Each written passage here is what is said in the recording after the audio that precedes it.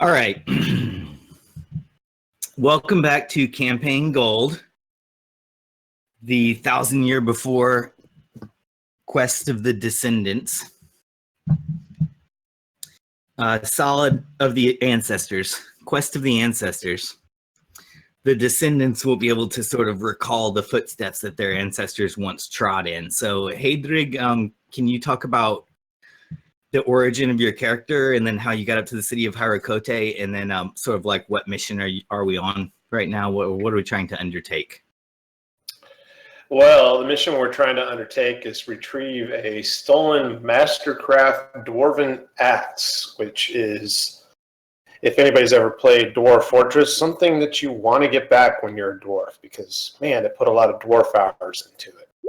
But basically, it's a relic of Haedrig's clan, and it was stolen from his tribe, or his clan, by a bunch of dirty gnolls, which are dogmen. So, having heard this rumor, he ponied up the party, got everyone organized as best as he can with this crazy rabble, and we ventured out into the desert to go retrieve it. You know, chop some heads off, loot some stuff, usual type of murder hobo crap. Somehow we found an inn in the middle of the desert. I know. So that's where we left off our adventure. Is now we're at this inn, and it's just kind of like, oh, what's an inn doing at the edge of the desert? Who knows? It's at the edge, definitely. Yeah, Well, this is kind of we're not in the desert. We're kind of like on the outskirts, right. Kind of like the butt end of Havar'ti. So this is kind of like, you know, the slumlord inn or something like that, you know. Right. Or the mom and pop inn trying to make a living on, you know, gotta say, 2 bums and a whatever. Every inn we've been in has been a slum inn so far. Something's been stolen. That's true. That's true. Thieves. They are a site of crime. All right. Lex, you with us? I am. I think last week you had a list of inn patrons, didn't you? This is true. So some of those individuals may be present in the inn. And furthermore, you, to pick up episodically, we'll probably get out of the inn very soon and get back onto the road. But was there anything you guys wanted to accomplish over the night in the end? Did you want to shack up here for the night? Did you want to... Oh, it looks like Takisha's already hunting around different rooms, huh? I noticed that. Yeah, she's in one of the rooms. She decided she was going to get some rest because she was a bit traumatized watching these men roll down mountainsides and break various parts of their bodies. Right. No one tossed the dwarf, just to say it. I got lowered down. That's true. That's true. There, Takisha, I've opened up that room for you. I don't know if you're logged as GM or player, but if you're player, you probably couldn't see that room. Okay. Well, I've opened up that room for you since you've broken into it. Nice carpet.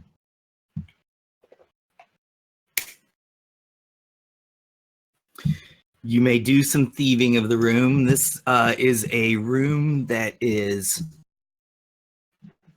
rented out, but its occupant is not currently here. Okay.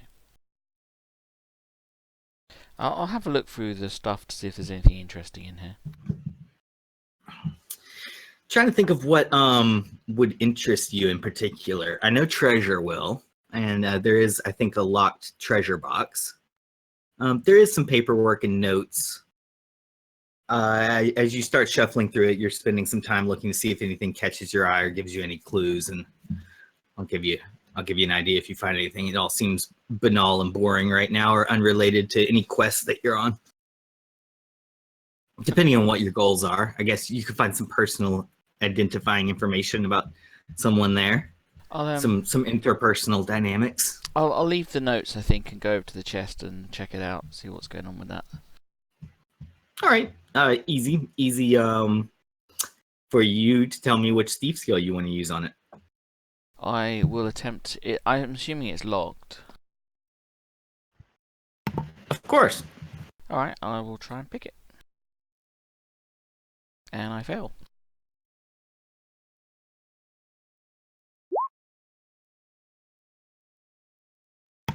You take 2 points of damage from a small needle trap while trying to unlock the chest. Ouch. First level thief. One can always do a check for traps before a open locks attempt. They can, but she's new to this. She'll kind of rub her hand like, ow, that was not a good thing. Not enjoying that. And she'll, I think she'll wander out of the room and see if she can find the rest of this odd group of people. Okay, I think they're mostly gathered out in the main room. There is a stage. There's some various cheap entertainments happening on the stage. There's a bartender, a kitchen. They can get you food. This is actually a big inn. It's a large, kind of more of a Motel 6 kind of place. Lots of rooms, not too expensive. It's a Cracker Barrel of the. Mm-hmm. Yeah. It's a Cracker Barrel. Yeah, they have a Cracker Barrel in here. They got the whole shop. Cracker Barrel. Oh, Cracker Barrel. They even have a jobs board, and you guys examine the jobs board. There's some different options on there, but they all seem sort of low end for your adventuring spirit. So there's like jobs like painting a house, digging a ditch, things like that are posted over here. No And you notice it would be a perfect place for, well, you wish, honestly, your first level, I'm not saying you're all that heroic, like you would probably take like clean rats out of basements for 50 GP. I think you guys might take that, I don't know. But the things there are even lower than that. So they don't involve monsters or Zero level stuff. Zero level stuff is all you see right now. But you can check back at this inn's job board later and maybe find some work that might suit you if something higher paying happens to get posted. Oh, we gotta find this missing axe too. Right now you're on the quest for the missing axe. Otherwise the dwarf will never stop talking about it. So the lizard man basically says some insulting things about the axe and mutters about he's having memories and flashbacks of something he's supposed to check on too. And so he wanders out of the inn with his lizard tail, sort of dragging a line in the ash and dust on the floor on the way out. And peanut shells. So your lizard man leaves to go on his own solo quest. King Ku is also being aloof and is not present. He's probably resting because he took a very bad fall. That's true.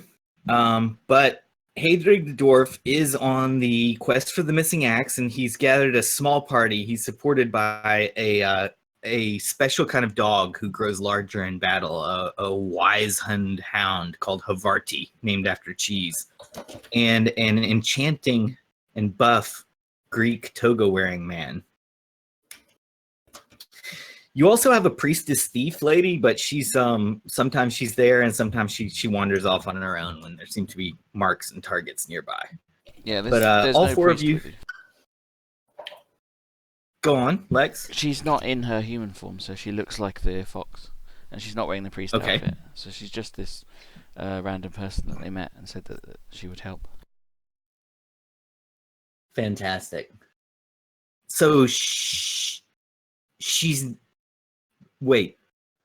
So you mean the party doesn't even recognize her? Nope. We don't know she's the same person. You think she's someone different? Yeah. Yeah. Okay. All right. Cool. I thought the secret was more out and it was like a technique, a strategy that you could use. That's how I was taking it, like that you were like, that everyone knew it was you and it was you. But now I see that you guys are all role-playing, that you're aware of the difference. So I'll key in on that as DM more. But the fox person is the real PC. The fox lady is a kitsune, which is a fox person. Yeah. What about the names, Lex? Like, are you like, is everyone just like, oh, that's so cool, you're a fox lady named Takisha, because we just knew this priestess named Takisha a week ago? I don't think anyone has asked her name. Yeah, I don't think we've been asked one. I think we just kind of went with it. Yeah.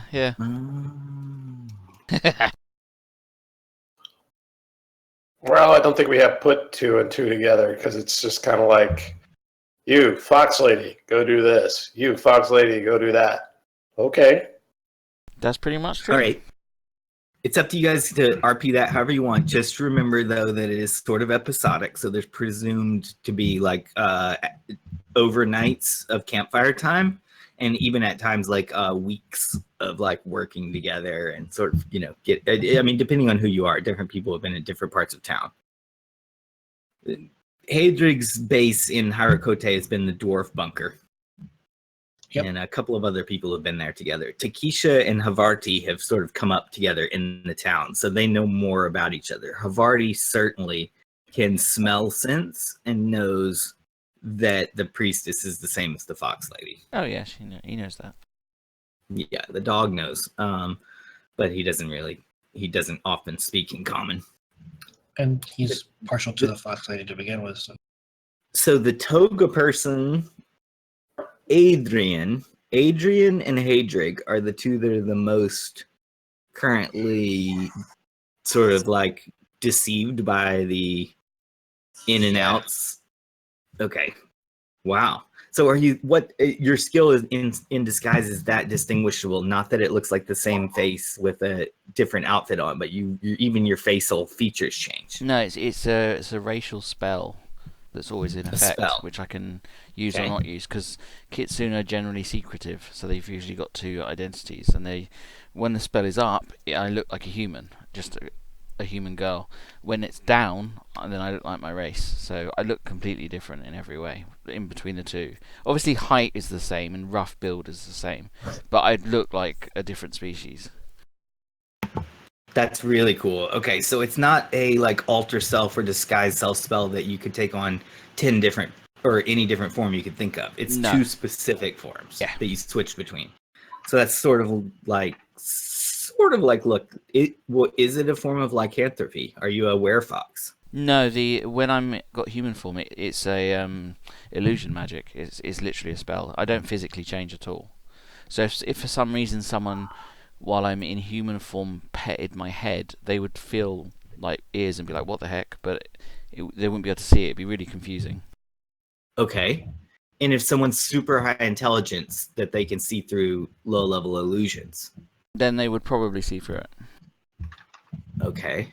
Yeah, but I think you'd have to have 19 more intelligence to see above it. 19 or more. 19 or more. But that's possible in this world. There's 19s and 20s and stuff walking around in the city. A few. Yeah. A small percent of the population, but as you know, Havar'ti is a big city. Many folks. Okay, very interesting. I'm learning more about your characters. That's good. So that's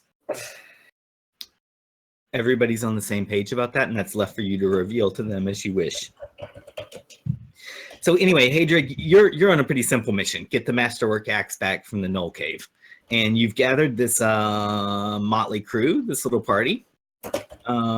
You've got a kitsune and a kitty cat, a dog who transforms into a larger dog, and a toga enchanter. And you yourself are a barbarian priest, cleric, dwarf.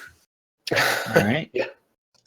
All right, that's our party for today then. Yep, sure enough. We can do it with that. We got an enchanter, a thief, a cleric, and a tanky dog. Dog Thank tank. you. Dog tank. Clever dog too. Dog tank.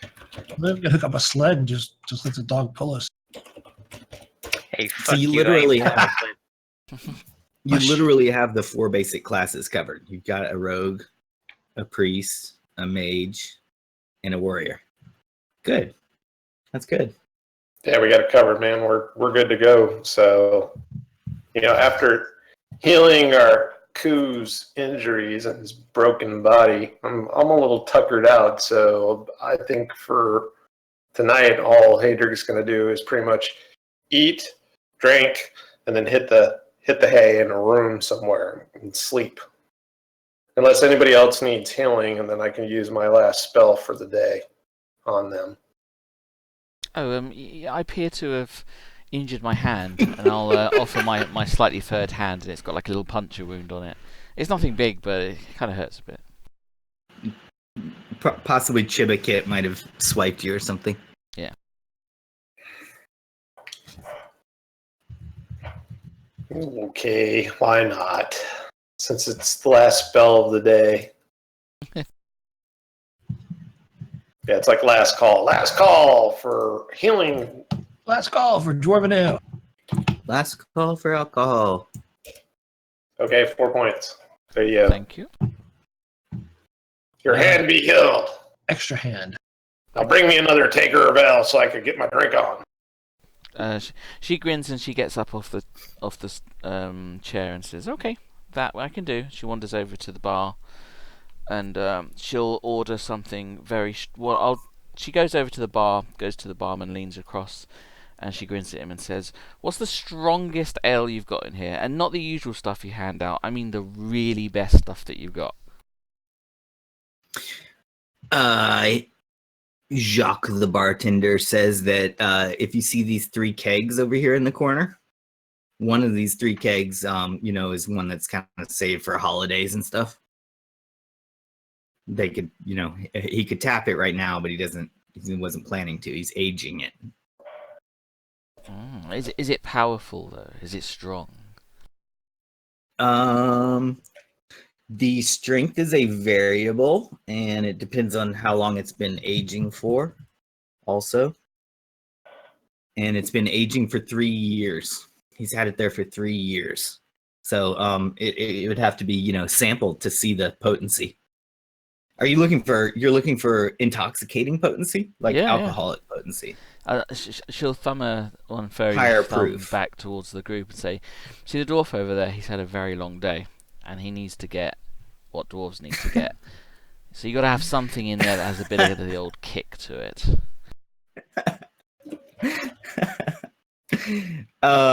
It would be. I don't have a price list, but Lex, it's going to be expensive to open the holiday cask. Mm-hmm. How expensive? It's not a problem, but it would you would have to. I mean, probably like, I don't know, 300 gold. She leans across the bar top and she'll smile and say, "Oh, come on! Surely you could do something a little better for me." Okay. You don't have a relationship with Jacques particularly as of yet. You guys are pretty new. This is, out of your usual stomping grounds. This is a new bar to you. Do you have any specific NWP that you're utilizing while you roleplay that? Like, I don't know, intimidation or sweetness or something? Or do you want to use your charisma here? I've got fast talking and I've got seduction as well. Oh, so which one are you leaning more on? How's he reacting to me? Let me check who this is here.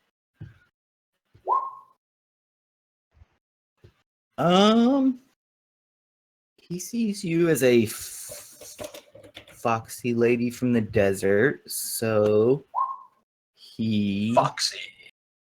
Oh. He seems to be warming up to you. Okay. Let's. She'll say, "Oh, come on! I'll see it as a personal favor. Just a little bit of that lovely brew right. that you have." Now Jacques says, "You know what? Let's do it. And this one's on me." So he pulls the bottom keg over here and sets it on the bar, and he taps it. He starts getting out glasses for everyone that's present at the bar and passing them around. Cool. He has an excessive reaction. He's rolled a natural 1 on his reaction check to you, and then he's rolled the characteristic excessive. So he's decided to be excessively friendly to your proposal, and he basically opens up a special keg and declares that it's a party night, and he says that everyone can have a cup from the keg, and then he says that the dwarf can lay under the nozzle of the keg and drink directly from it. I'll wave the dwarf over so they can see the bountiful ale that is ready for his consumption. Oh yeah. This will make nighttime go by. Oh yeah.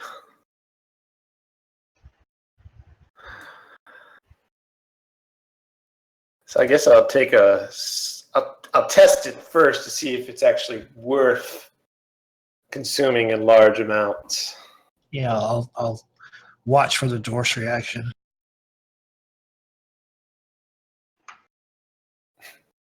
Being a connoisseur of alcoholic beverages. It's a big cask there. Play on. As you like. I'm sure it's good. Or I don't know if it's good. We can roll and see if it's good. That's Well, true. let's see. What should I roll against just to make it fun? To add some randomness. All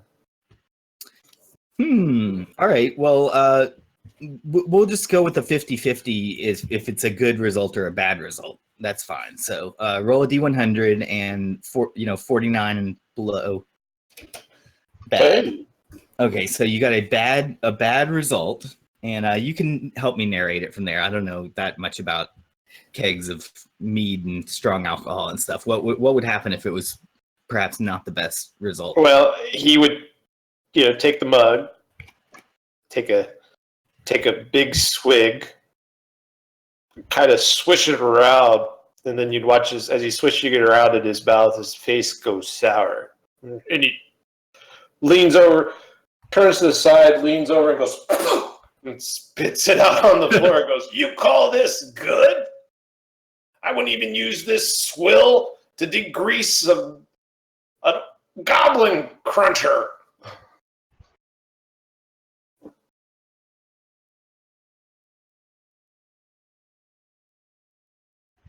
Jeez, human booze is horrible. All right, after the bartender's excessive reaction of tapping a keg for everybody, it turned out to be a disappointingly sour keg of 3-year-old special ale. Bro, you got ripped on this. Lots of people, of course, drink it because free beer. Yeah, And lots of them get sick and have stomach aches and other... Chris, what are some of the symptoms that people experience? Your head really hurts. Your stomach spins, and you have a constant feeling of wanting to vomit, but you don't. All right. A few people do upchuck in the corners of the bar, and the dog Havar'ti needs to make a wisdom check. It's a D20. Oh, he didn't drink any of that stuff. Well, I know. You're rolling to see if you resist licking up people's vomit. What is your wisdom as a dog? What is your dog? 5 or 6. Oh, okay. So yes, you some people vomit and you lick up some of the vomit. As a human, that's something I've never done before, yet it's oddly satisfying. All right. And then basically the dwarf, is offered to drink heartily from the keg, but as he does it, he basically is the one here who's got the dwarven alish appraisal skill, and he lets everybody know that it's a sour keg of bad stuff. Well, I don't have the skill, but I've drinking enough racially, I've drinking enough alcohol that I know good beer when I taste it. Yeah. Yeah. Conversely, you know bad beer when you taste it too. That too. So, like I said, he would spit it out and kind of discuss, and then, say it's unworthy swill, but then kind of discussed with the brewer saying, you put too much yeast and malted it too much. You need to do like this. It tastes like Vegemite. Yeah, duh. Veggie pygmies. Okay, so you guys continue your party there, and you instruct the brewmeister how to make the ale better. You end up getting some rooms here, and you pass the night. The next day comes. Unless Takisha, you wanted to like stay up all night and break into a bunch of rooms and do a bunch of thieving overnight, or you do see that this is a large inn with like 100 rooms or something, so you would only be able to case ever so many of them. If you case a number of them, eventually you might come across something interesting. But there's just as good a chance that you would find nothing. Yeah, I think because we're on a job and we're going to be traveling in the morning, I need to sleep. So after amusing myself by watching people getting sick, and she'll go to bed.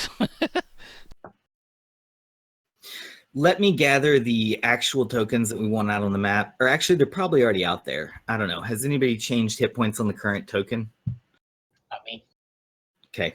If we go back out and we find your other token, it may be like a different copy of your token, which may have lost some of your changes. So check that when we go back outside if I don't do a new token. So the morning comes, and we shall set out as soon as I can figure out how to transfer this player ribbon to the other map. Not as easy as it sounds. Drag and drop. Yeah. I think it worked.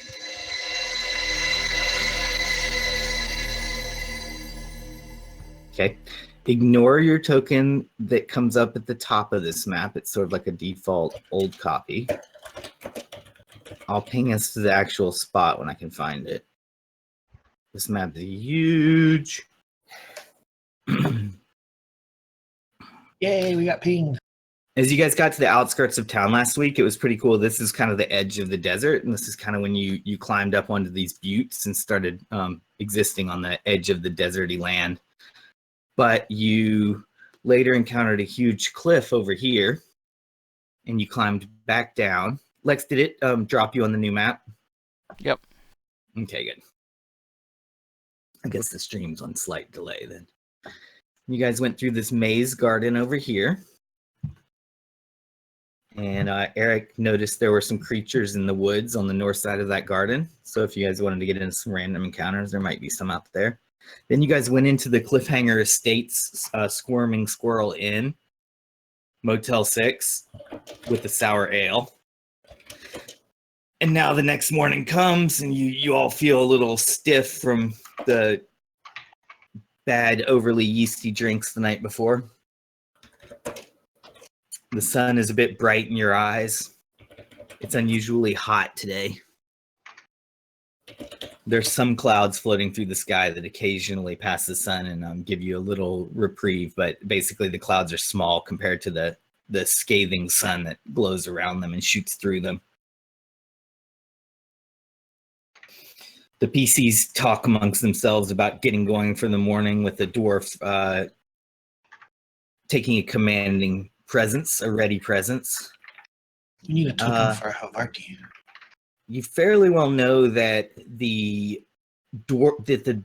desert looms to the south. I'm going to take a look for you and see if you have any kind of feel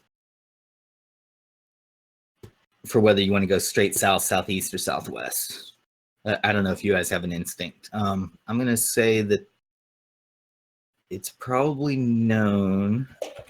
Well, it's going to be kind of up to you guys. It might be a situation where you have to randomly wander the desert and run into some stuff. I don't know. Does anyone have a particular skill, or did you use anything asking people in the inn or anything that would give you information about sort of the size, scope, and layout of the desert?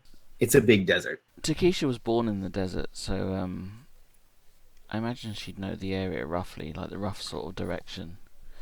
And we talked to a dwarf in the hut, and he said we should head towards the southwest. So we were like heading that way. Very good. So the true location, based on what you remember from the dwarf, is going to involve that.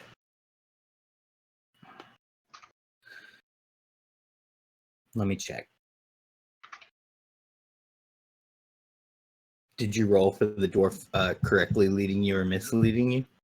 No, we just took him at face value. Okay. Someone just draw a line of where they think you're supposed to go. Is that what just happened? I think I see a line. Yeah. Somewhat, I guess. I mean, southwest is southwest, so. The quickest way, though, is to avoid the cliffs like we did, because I don't think we can. We want to go down the same kind of how we did last time. Yeah. Fascinating. Let me check on it. Taking a look over here of how to handle this. Very interesting. Very interesting. Yeah, I mean that's fine. I don't have everything prepared in that direction, but I've got I'm gonna be able to wing it and move some shift some things around. And so you guys think that is the direction that you're supposed to go in. With that said, there is a small. Let's see. Okay. Yep. Let's go ahead and use the map. So you basically are in front of a cliff. So to get down there, I'm going to clear up a little bit more on the map so you can see a little bit more of that. But to get down there, this is a kind of a cliff you'd need to do a roll on, or else you'll have to find a smoother path. Can I hang glide? Yeah, you guys can use any skills like, Phantom Steed, Fly Spell, Levitate, if you guys have any of that. I'll take the rope that I took off Silk last session. I'll tie it around one of these little posts here, and then I'll pop Chibba Kit in my hood, and then I'll climb down the side of the cliff with the rope so that there's a rope for everyone to climb down. All right. This cliff is gentle enough that a thief is able to do so without rolling at all. And you install a rope, which gives a bonus to other people climbing down. They do still have to roll a check, though. They have a 50-50 chance of making it without falling. That would be the default, unless they have some kind of special NWP or skill or class thing or something. So everybody roll, and a less than a 50 is a success. High numbers is a non-success in this case. What if we took the cask that the crappy beer came out of and rolled down in that? That would be good for probably a creek or a waterfall or something. Ooh. Okay, I see people getting to the bottom. I'll clear up one. Oh wow, you went head first.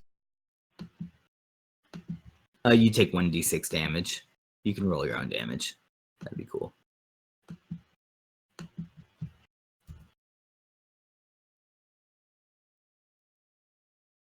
I'm almost dead. There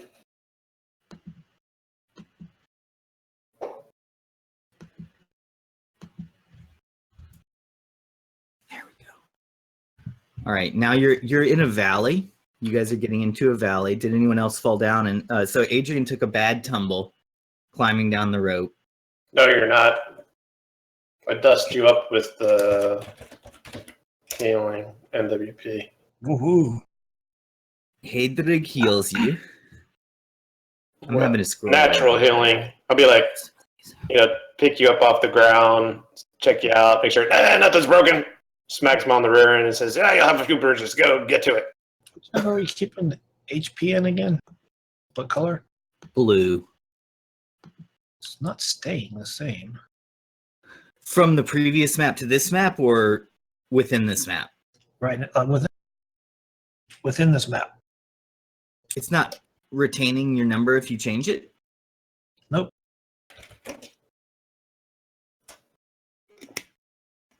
Let me think. Oh wait, hang on. You have to hit enter after you put the number in. Yeah, you do. Yeah, that's true. You do have to hit enter. Okay, finally found my monster stash. Ooh, monsters. Let me see. You guys are in a valley right now, and I'm going to roll to see if there's anything comes up in the valley here.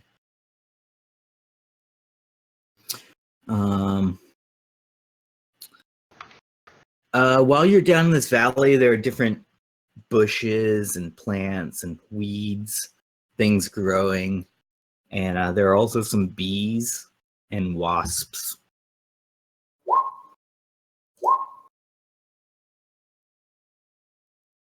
Drain the swamp. You mind pinging me by chance? Yeah, I can't for about a couple more seconds. I'm No on problem. my monster page. I'm looking at my monsters. I think I found it. Okay, cool. You just need a token when you get a chance to. Token, okay. I took Gold's advice and ordered a pizza. Oh, good.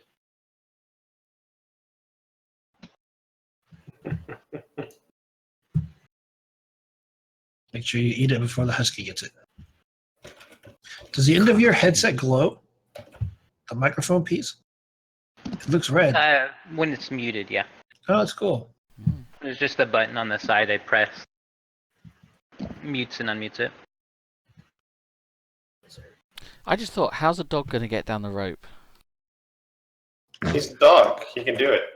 He probably scrambles. With his teeth. I say fuck that, and I find an alternate way down. Well, there is an alternate way if you want to explore the map. You'd have to do that map exploring thing, though, and you might get rather far away from the party as you did it. I mean, there's lots of alternate ways down that cliff, but it's basically a cliff for some distance unless you travel to a slightly different part of the map that has a ramp on it. I just give Lex a look that's like, I'm not going down that fucking thing. And I start looking for another way down.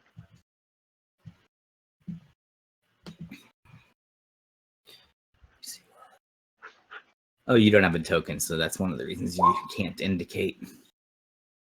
Let me see what's up with tokens. How do I get a token for Chris's character? Where did we last have one? Well, okay, I know where There's one one at is. the top of the screen.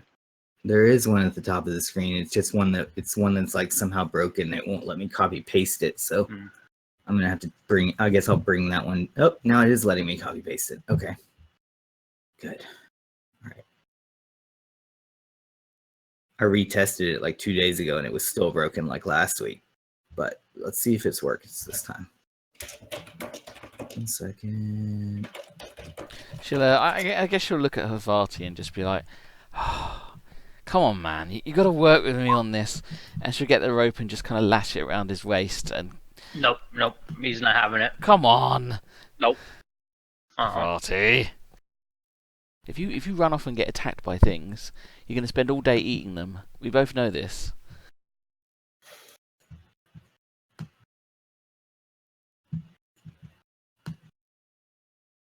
Yay! Now we have a full party of tokens in the valley.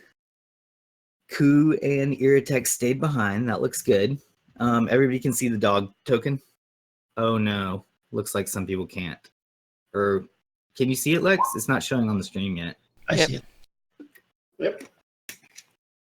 Okay, good. Ready to proceed then. I think you guys can visually tell that the wall on the south side of you would be a climb. That would represent sort of a climb there. Yep. Or you can go east or west in this valley. Are we supposed to head to the southwest? As far as encounters in this valley, there are plants, bushes, thorns, weeds, Trick-or-treaters? and flying insects. So, are any of you particularly susceptible to wasps? Havar'ti, do you go chasing after any wasps and nip at them? No, I just, even though he is a dog, he still has the mind of a human. Although his new animal instincts might kick in from time to time.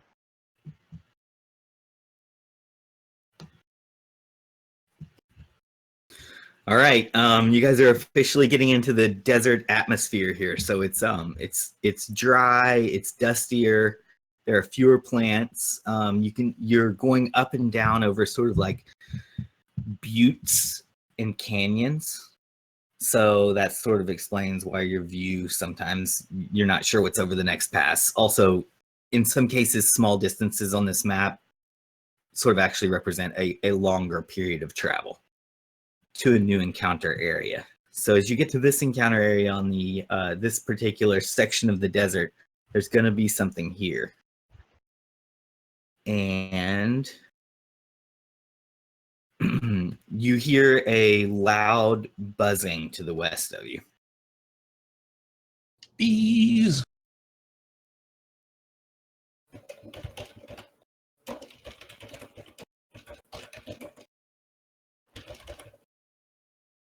Gnolls don't buzz, do they? They do if you hit them with a lightning spell.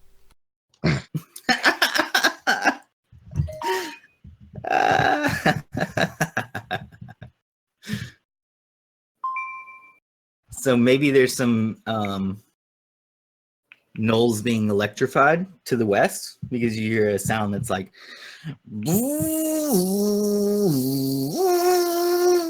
It's a guy with a gas-powered trimmer. right? They're weed eating. They're edging the desert. What insanity is this?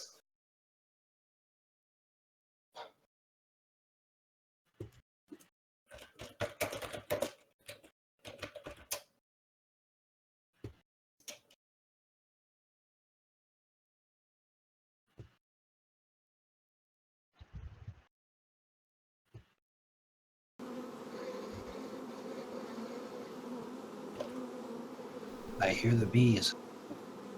Okay. Make the bees stop.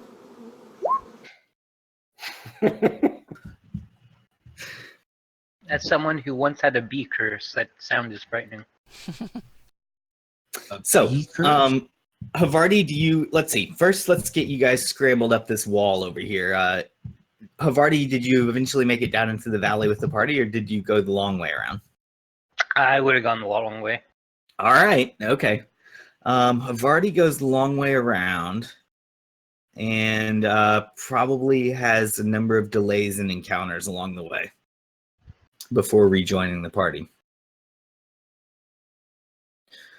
The way around is far off to the east. It doesn't really matter. I did reveal it on the map because your dog has went down that way, Chris.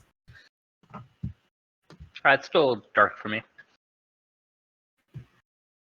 There, I made a map. I made a line for you. Gotcha. Yeah. But I mean, honestly, along that way, you probably would have had several encounters and gotten your nose in some places. So you've fought against a viper, and you come back with a bite on your leg, costing you 2 points of damage. Roll saving versus poison. You're also gone for a long time, so you probably are not here with the party yet as they have to spend time climbing this side of the cliff.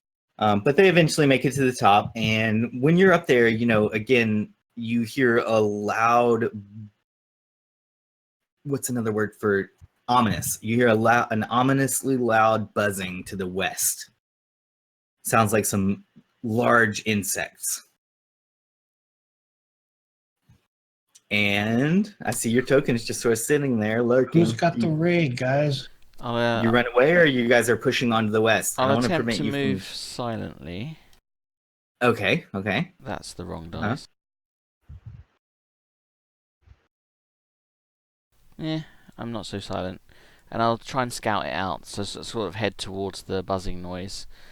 Kind of low to the ground, just having a look.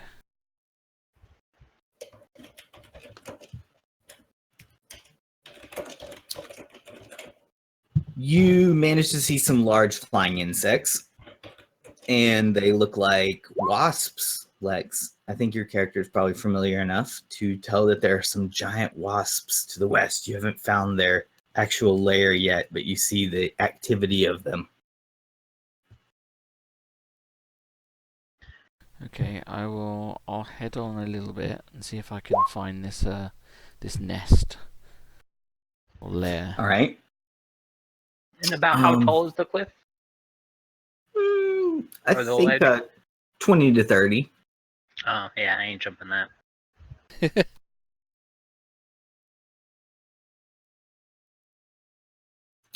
You can scramble your way up, Chris. I could, have you do some checks and stuff, but I don't feel like administering all that. So more like charge you the time that it takes to scramble up it. So imagine yourself making your way up a cliff. It's not a sheer cliff. Where did the bees go? I've taken away the tokens. They're in that encounter area. They're flying, but you guys can position yourselves within that encounter area, but they're there too. So if you go into the area where Takisha is, you start getting sort of swarmed and surrounded by flying insects that are over your heads in the air, buzzing about. But they're tiny? No. They're big. Yeah. Have they, as I look around, have they noticed me? Do they care? Like, how are they acting? Okay, these guys have a really fast flying movement rate. Well, you can tell they're not targeting you specifically, but I think normal people, like humans, like us in the world, when there's wasps or insects flying around your head, you kind of like, you like swat at them and don't want them like touching your hair. It's very uncomfortable and frightening, even if they're not trying to bite you. Now, if you have like in some crazy zen and you're like the bee whisperer and stuff, and you don't mind them flying all around you and you just calmly walk, that's cool. They don't really bother you unless you swat at them specifically. So if they start targeting you, you'll know that, but just because they haven't initiative you yet doesn't mean they aren't extremely annoying and threatening. Okay, I'm used to desert stuff. This is like my home. I know I probably shouldn't piss these bees off, so I will... Let's have a look and see what the distance is. That's within range. I'll take my bow out. I'll get an arrow, take my quill, and I'll write on it, dangerous wasps, be calm, underlined, don't piss them off. And I'll attach it to the arrow and then fire the arrow towards Adrian. Not at him, but like towards him. All right. You manage to not accidentally hit Adrian. Nice. And you send him a note. Adrian, an arrow lands in front of you with a note attached to it. Chris, I love your dog so much. That's so great that he's on camera. I'm just cosplaying. Wow. I mean, he's absolutely gorgeous. And he's smiling so big. No, he's waiting for pizza. Oh, he knows the pizza's coming? Yep. Oh, he's Probably such a good It's here. boy. He's waiting for it. He's such a good boy. Oh. Hi! Oh, I just love his face. Poor That is so Siberian good. husky in the middle of the desert. That's got to be miserable for him. Oh, he's good inside. He just sits by the fan, ice water, all that good stuff. Havar'ti is in the valley, knowing that his party has ascended a nearby, butte or rise into a desert-like territory. You've tried several times to scramble up the cliff, Chris, and you landed back in the valley. So you decide to go looking for one of those ramps that leads neatly up. As you do that, you end up realizing that you're in a sort of a cul-de-sac dead end here in the valley, and that you're going to somehow have to scramble up that cliff. So you spend some time scrambling up to join your party. As you're rising up the cliff, though, you do hear that there are some large insects up above, and I would think your dog would probably consider those either like playthings or prey of some sort. I think you would be more probably want to nip at them than run away from them. Yeah, definitely. I'm setting up a monster token right now. Let's see. I'm sorry, my game closed again, if you don't mind pinging. Okay, no problem. Thank you.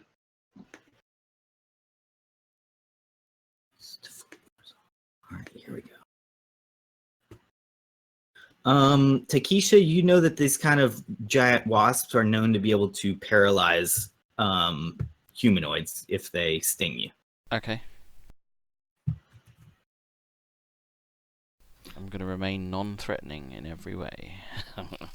All right. You are, and while you do so, you're looking for their lair, I believe you said. Give me a D6.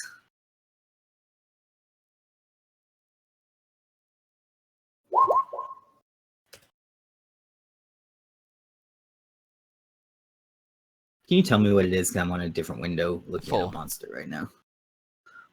4. Yeah, you don't find their home. Okay, that's cool. I just don't want us to stumble into it. It exists. Oh yeah. So, as far as I know, I've sent the message. I hope that someone's reading it, and I'll just remain in my position, nice and quiet, non-threatening, fairly low to the ground. Okay. Okay. Did the Toga Boy get it, or shall I go get I it? got the message. I was waiting for them to finish with Havar'ti. Ah. Yeah, so he'll pick the scroll up and read it out loud. Say, we gotta not. What's the word? We gotta be calm and not excited. With you gotta walk through these bees like a Zen master. No thanks. But don't you want your axe? Yeah, there's Our a better dwarves way are to probably afraid of go little than bees? go through the bees. All right. Now, finally, we're getting somewhere. Okay. So, what do you, so Havar'ti's down in the valley trying to rejoin the party. Takisha is trying to sneak, as she often does. She uses thief skills to get through something, and then she looks back at the rest of you guys, and she's like, "Okay, now you guys do it. All you got to do is successfully pick pockets, and then open locks, and then climb walls." And everybody else is like, my class didn't teach me that." Yeah, no. So she sends you a note saying that you can make it through if you're a wasp whisperer. If you have, insectology, NWP, and you make a good roll against your balls of wasp steel. insect You can do charisma. I think I'm going to consult my desert survival knowledge and be like, no, these are desert wasps. They're pretty nasty. You probably want to go around them, unless you could sneak through them. Well, how do we get around them? Well, we're going to have to go around the side and try to catch up. Or we go back down the hill and go through the valley again. I prefer to go forward, but we're going to have to go around these things. Well, let's see what we find. Meanwhile, I'm making all the sound in the world trying to get up this fucking cliff as a dog.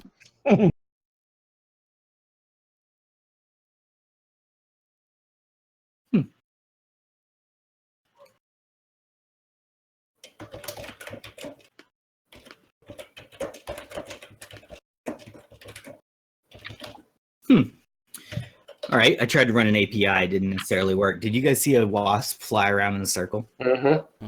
Okay. Well, I was trying to animate him and make him continuously fly around in a circle, but that didn't work. With that said, we shall move on as Takisha decides whether she wants to insist on the sneaking technique or follow the others who decide to go the other way. So rejoin the party, Takisha. Yeah, I kind of look at them and I figure, well, yeah, it's a good point. They did screw up climbing. They're not very subtle, and Toga Boy's not wearing a lot.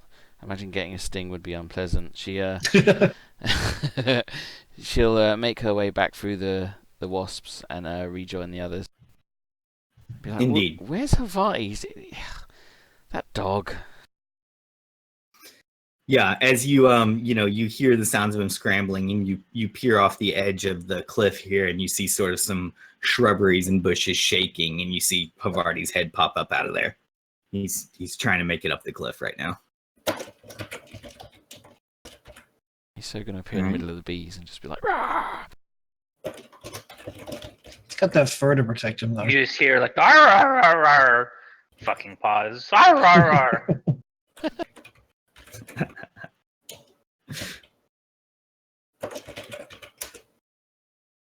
All right, you're on a high-rise cliff here, and you can, descend in the valley to the north or descend into the desert to the south or travel along the rise to the east or the west. To the west lie a bunch of threatening giant wasps on the cliff.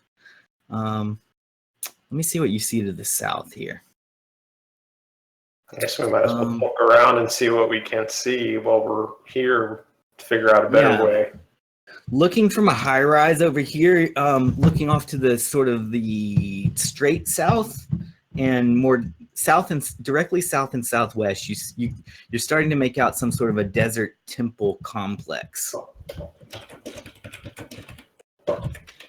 There's more to it than that, but I'll let you guys ask D&D questions. Any smoke coming from it or anything? Let me check.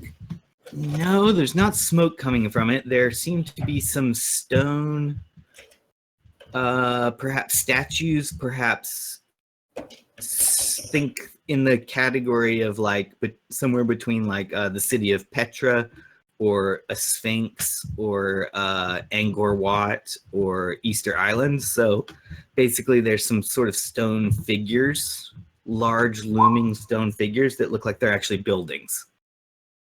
So they're like, it's in the shape of some kind of animal, and yet it's a building that you can go in the mouth of the animal and go into the temple. Hmm.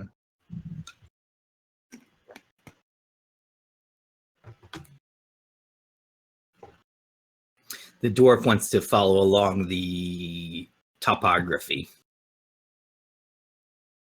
not climb cliffs. He doesn't want to climb cliffs. So yeah, down the cliff and off to the southwest, you see some sort of a temple complex with stone animal iconography. Well, guys, I figure a few of you are having problems with these cliff faces, so I'm with our dwarf here. I think we guys need to find you a little bit of an easier way to get across here. Also, we're still waiting on the mutt, and he's going to be pissed off if he has to go down another cliff again.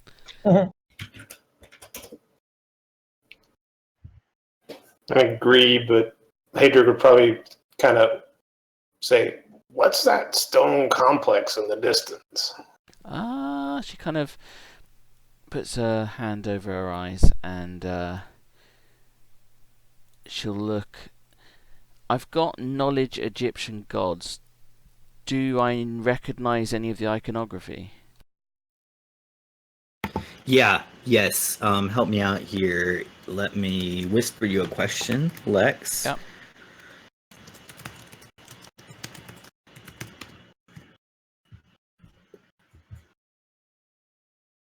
There is a question, because if there's not one of those in the Egyptian pantheon, then this is going to be a non-Egyptian one.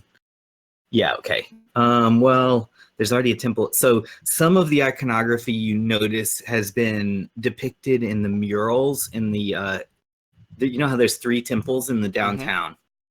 The middle temple has some iconography that looks sort of similar to this, but yet different in the way of like, if I could do some comparison in the world, I'm trying to think of like, sort of like, maybe like the way Roman Catholicism iconography might depict something, and then Russian Orthodox would depict like maybe the same named person, but it would be like totally drawn in a different way.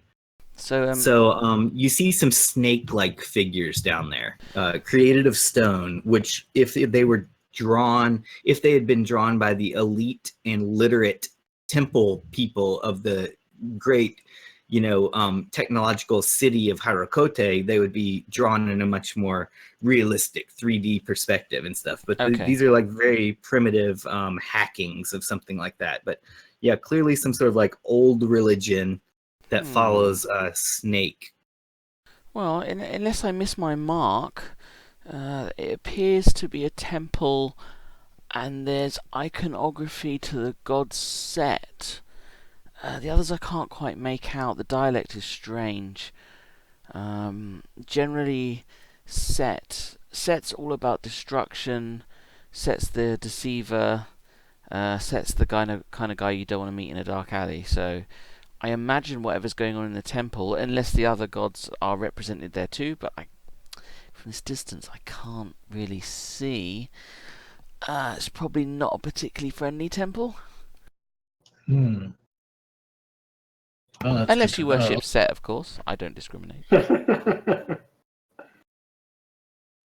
And so the question goes to the dwarf, who's the leader of this quest. We were hunting for a masterwork dwarven axe stolen by a tribe of gnolls who live in a cave in the desert.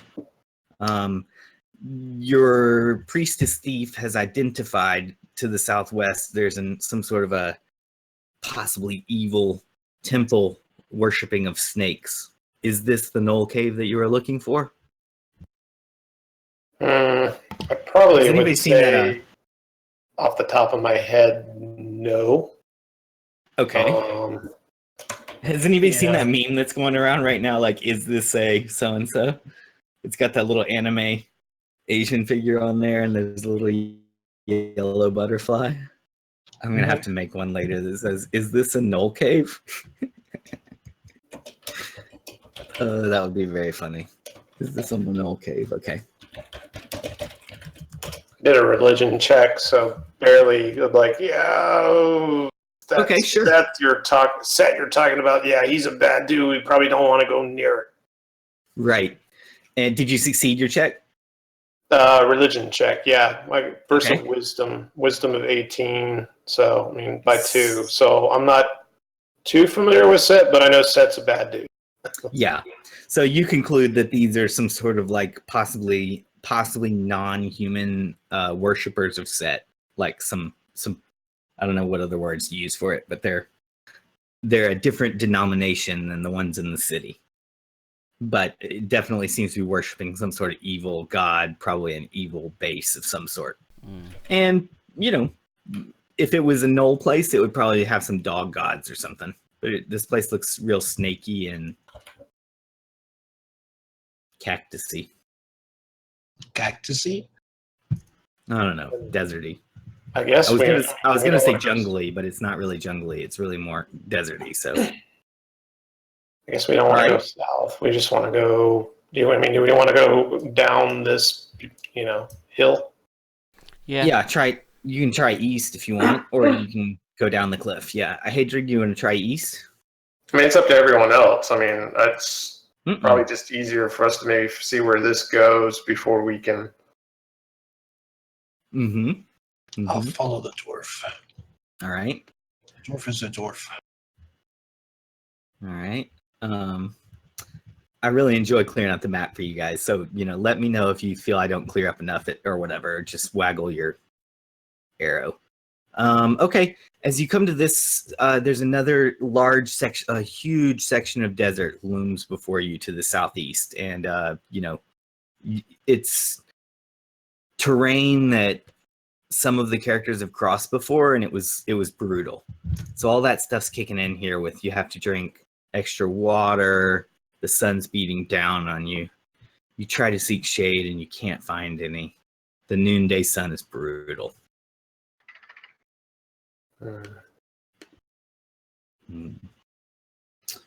DM rolls for encounters in the next section. DM is adding to the map. All right, you managed to advance a bit of distance. This is kind of one of those places that the miles is further than the steps on the map indicates. You can tell that you're coming out into a vast desert land here. I'll let you guys. Haedrig, you can be the leader waggler. So maybe waggle the ruler tool and show me which way exactly that you want to clear up from here. I'm on my clearing tool. Okay, you want to go? Probably this area down here, because we're kind of following this ridge. Okay, you go this way and you follow said ridge.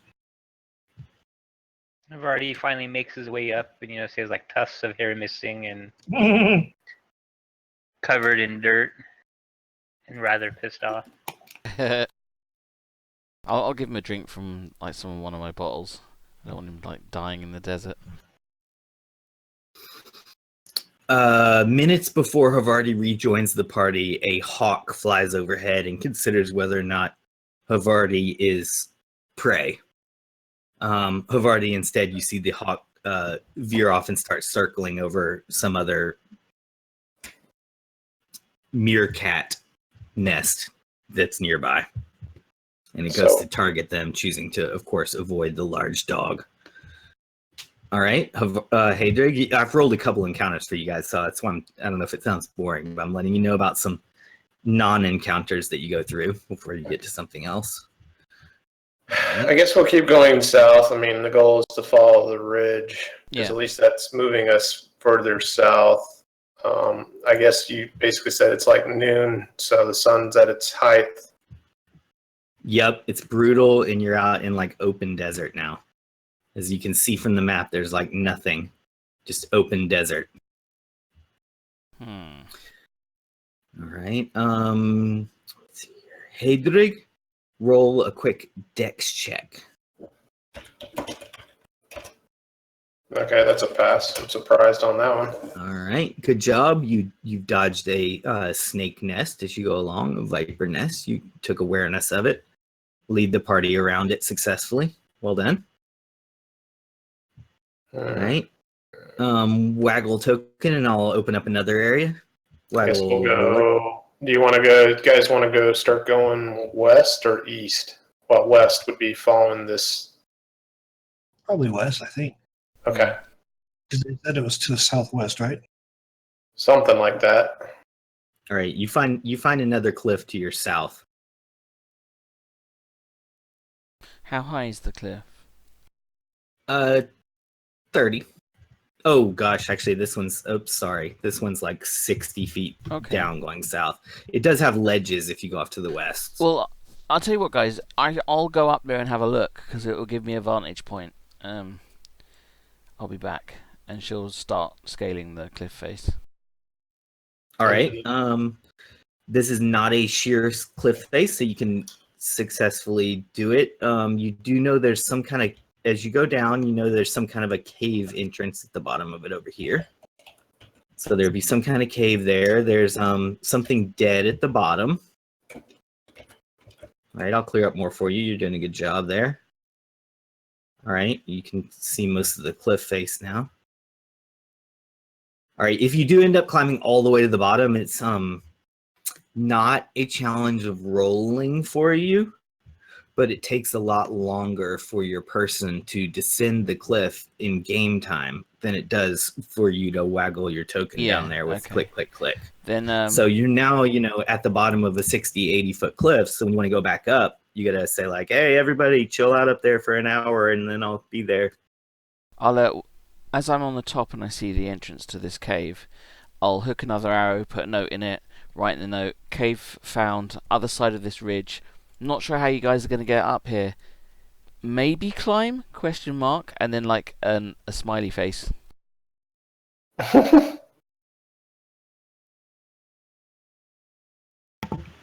All right, I'm just going to let you know, Lex, that when you roll those, on a natural one, there could be a disaster. I know, I'd end up shooting someone. All right, well done. Okay. And I'll chill on top of the cliff face and just kind of watch them and see what they're going to do.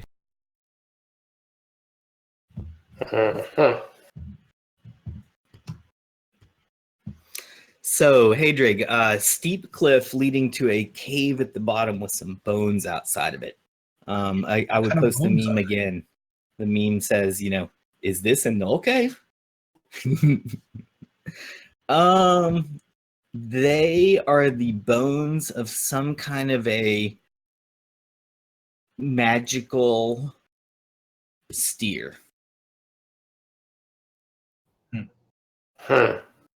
More than a regular cow. You're sensing like an oversized, powerful, big horns creature's body is out there, along with some cacti.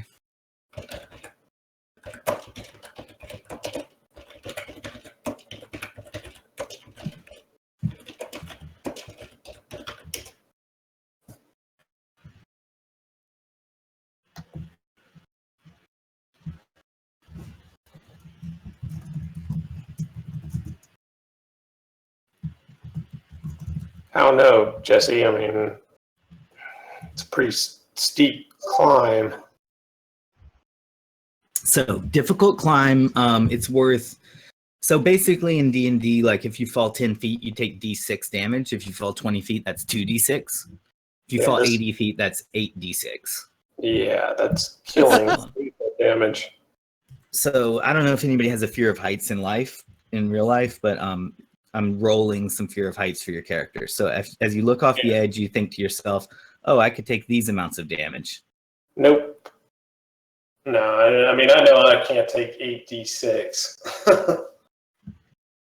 Seems to average, like, it's anywhere between, like, 21 and 32 is the range that you're going to take in damage on that. I don't know how many people in this party can take that. I mean, you wouldn't necessarily take it. You'd have a chance of not taking any if you climb all the way down. Better to err with caution. Yep. Well, she's All right. up. She's slowly climbing down. I guess we'll walk over. I'll walk over to this little blacked out area and see what's Okay. Just So because here's what's we got gonna happen. time to kill as we're waiting.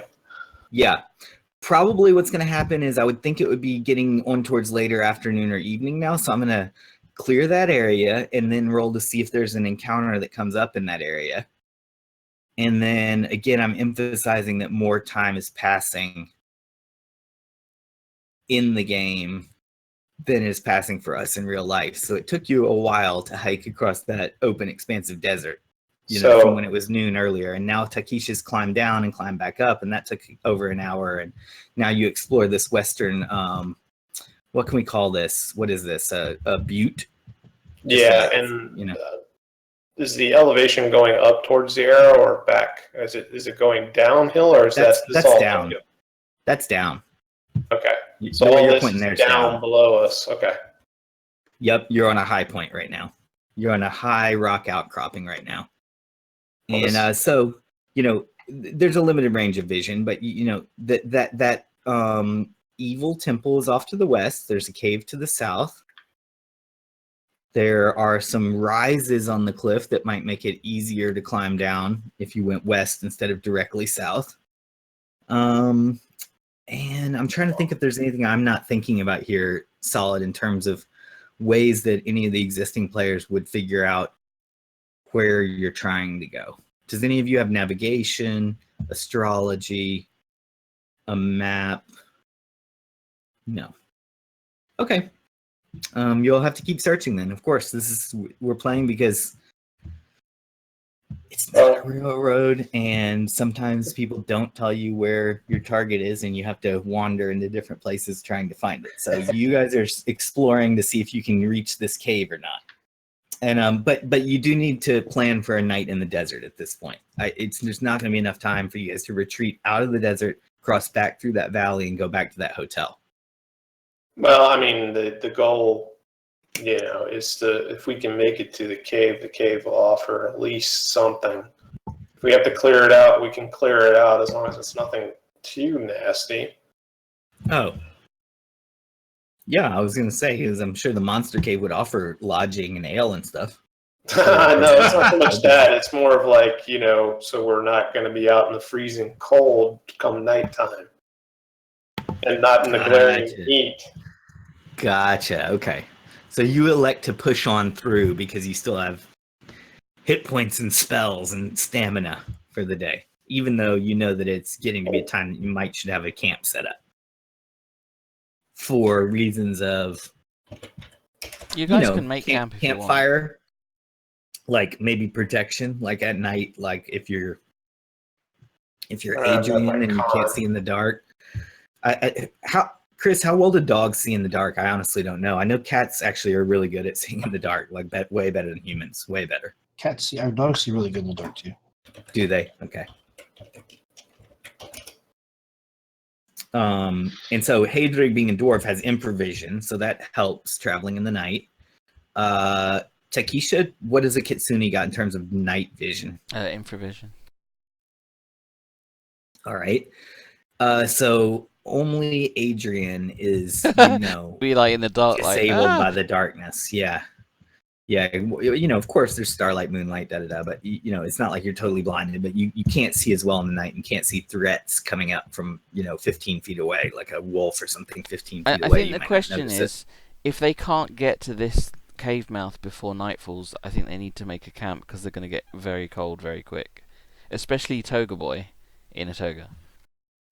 Yeah, Toga Boy flapping in the wind is going to freeze. I'm fine with a nice, thick, heavy cloak. Yes, your stable con and your willpower as a player lets you definitely adventure on into the night. So I will not force you to camp. But there's still, I don't know how the statistic or mechanic on it, but say you have a con of 17, for example, and you decide to stay up late. That's awesome. You decide to pull an all-nighter. That's awesome. You go to your test in the morning. You take the test. That's okay. You go out to lunch after the test. You still think you're awake, and you're like, oh, I'm going to push on through to the night. I'm going to watch the news at 5 o'clock. but you find yourself asleep on the couch. So even with Con of 17, you don't want to go multiple days without catching a little shut-eye. So well, no, I mean it's getting on totally tonight, but the goal is to see if we could find a way down. If not, then we'll have to camp somewhere. That's okay. The whole purpose of what trying to do is if we could. I'd rather get into the cave than be two guys huddled around a fire on the middle of the desert where everyone can see you, or you're just huddled there in the desert. So it's not a very tenable place to be. So I mean, the goal is to try to, while she's going down, to try to look and see maybe, if we could climb down piecemeal, down maybe on this end, because this doesn't look too steep. All right. So as the beautiful sunset off to the west and being on top of a rock outcropping over here, you have a very enjoyable time setting up climbing gear and stuff for the sunset. And you can, assuming you go down with ropes or without ropes. I need that for the percentage chance. Let's see. Forgot one thing, Haedrig.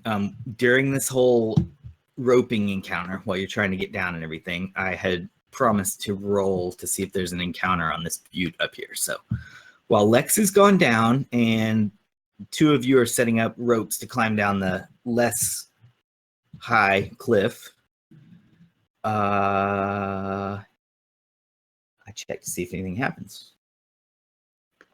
And while they're setting up ropes, I'm looking for an alternative way that doesn't require climbing at all. Well, we're not climbing yet, dog. I asked you if you know a way down. Find a way down. So many different deserty encounters. Okay. Let's see here on this.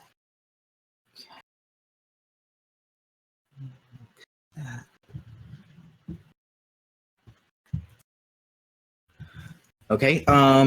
Yeah, various insects and what else would bother you in a desert? I don't know what it's mainly snakes and insects, heat. Mostly just insects and heat, really. Yeah. Things The like wind. that. The wind. You Giant repeatedly scorpion. encounter those. Well, there's definitely a giant scorpion. Don't get me wrong; that's definitely on the monster table, but you haven't rolled that one yet. So, what I'm trying to say, in other words, is you have a variety of mundane desert encounters that we don't need to initiative or roll through. But nevertheless, they are annoying, time-consuming. They wear you down. Things are nipping at you, biting at you. Sand gets in your eyes, etc. Quite a few encounters like that. There are centipedes. Ants. Ant hills. That's a bad one. Sometimes you might step with one of your paws back into an ant hill. Before you know it, there's a bunch of ants swarming up your leg. Ew. Okay. Haedrig, what's your technique for getting down? Well, I'm trying to gauge whether this section's fine. If not, then I'm going to say screw it, because I don't want to do any more climbing, because we don't need more people falling. And Sure. it's night, then this edge wouldn't be too bad of a place to camp, because at least, unless this thing can fly or do something. Oh, hell, I don't know. No, all good points. All good D&D thinking. This is like a 2d6 cliff. If you fail in the first section, climbing down, you could take 2d6 damage. If you fail in the second section, you take 1d6 damage, and if you don't fail at all, you get down safely. I feel like Jesse is going to suck climbing in the dark. It's not quite dark yet. I'm saying it's the beautiful sunset now. Okay. Well, I guess we'll go towards where the dog went and see where that goes, and if we have to, we'll just stop.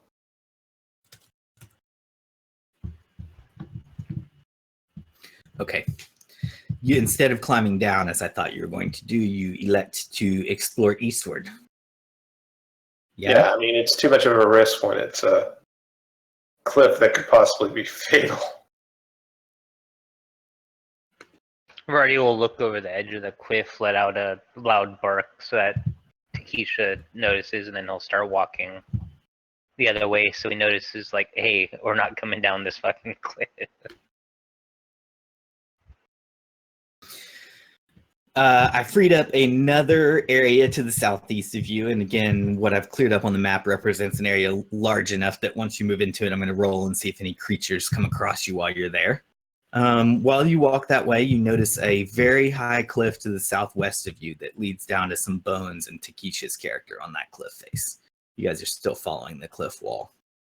It does come to be night as you make your way into this section, though. So now with the night falling, do you stop and set up a camp, or do you continue into the night? So I think the dog and I would be fine, but the question is Toga Boy here, who can't really see without a torch. Well, I So- could follow you guys closely. Or you could tie the rope to me.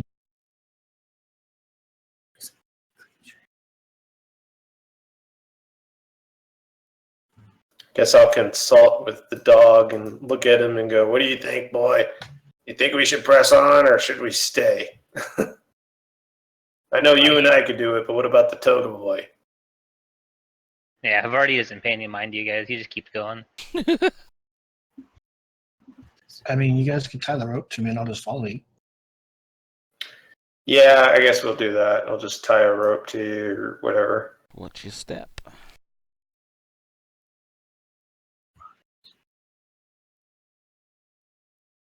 I'm not looking at your map for a second. I'm reading about a monster.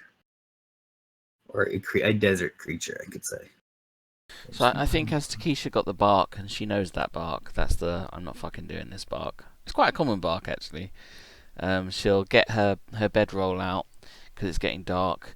She kind of sits against the wall in this corner. She pulls the bedroll up to about where her neck is. She gathers bits of some of the sand from the ground and just kind of splashes the sand over it to make it a bit camouflaged. And she settles down for the night, awaiting her party. Okay, so you climb to the bottom of the cliff, make your own solo camp. Yeah. And wait for the party to get there, okay? Hoping they don't die horribly in the desert. And Havar'ti figures like there's got to be things that live out here. They have to go up and down this area probably at some point. So he'll try and pick up the scent of, something that smells like it's some creature, and he'll try and catch it to see if maybe he can find a path that they use to go up or down. If it strays like out not along the cliffside, he'll ignore it, but anything along the cliffside as we go. Okay, so you're looking for paths not paths that wander back off into the open desert, but paths that lead only down the cliff. Yeah. Okay. I don't know if I should tell you in private or open. I'll tell you in open, but you pick it up, others don't, and whether you convey it to them is up to you. You find that there's plenty of insect and varmint paths going up and down, but not people-sized paths. You find that snakes and meerkats and hawks and scorpions ascend and descend here. You do find that some humanoids have come and left their scent at the edge of this cliff. They might have even howled with laughter while drinking a specific alcohol beverage that goes with their type, and then pissed off the edge of this cliff. You can tell that someone's came over here and left their mark. They've stood at the top of the cliff and peed off of it. So there's pee trails running down there, and whoever it is that's done so smells kind of like some sort of like a hybrid of a dog and a human. Yeah, he just keeps that in mind and he keeps looking. Okay. You notice that whoever's came over here, you notice that those footprints lead off to the southeast, back out into the open desert and away from the cliff. I'll free up a bit more because Solid wants to go a bit into the night. That's understood. But I'll say again now it's getting to, after this section, it would be getting to like midnight or something, I guess. I'm just advancing time. You guys can go all night if you want to. I'm fine with stopping it. They're just going to have to, just for simplicity's sake. Havar'ti keeps going until he notices the others kind of stop, and then he'll just scout, 20, 30 feet around, making sure everything's all right before he joins them. Okay, I'm clearing up little bits of map for your scouting.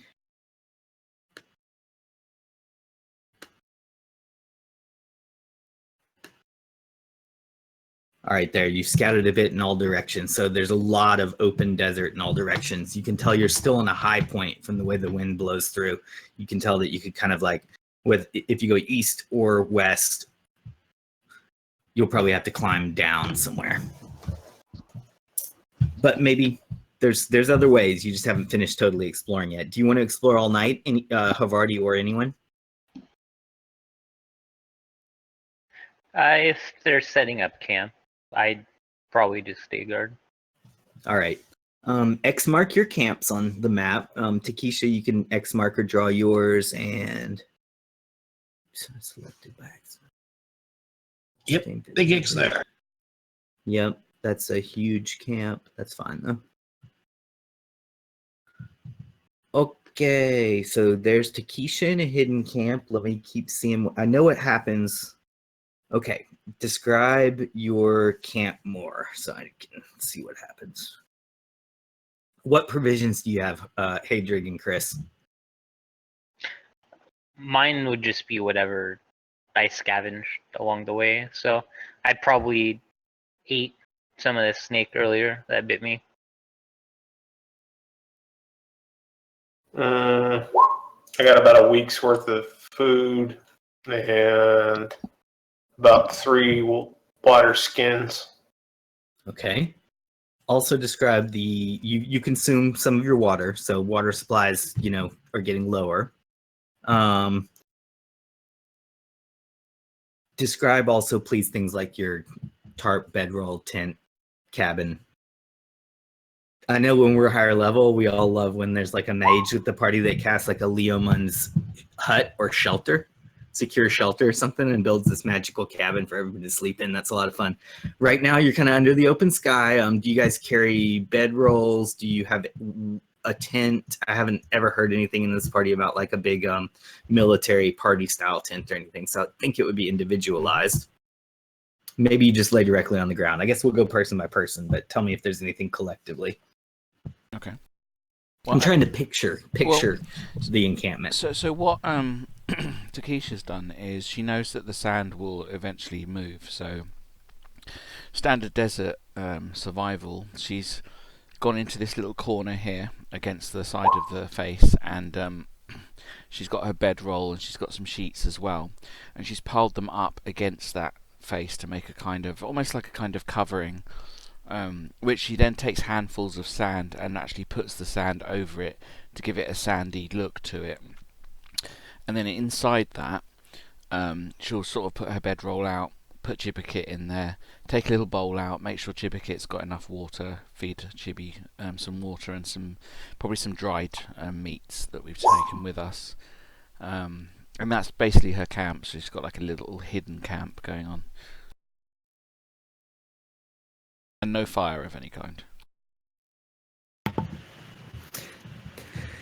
Surprisingly, Takisha, you managed to pass the night without a legit encounter. Nothing that makes you roll an initiative or anything like that. There are various pests in the night, but your encampment and your hiddenness causes you not to be targeted by anybody per se. You hear a snorting come from inside the cave at several points in the night. Kind of I can't do it, damn it. It's an outblowing thing.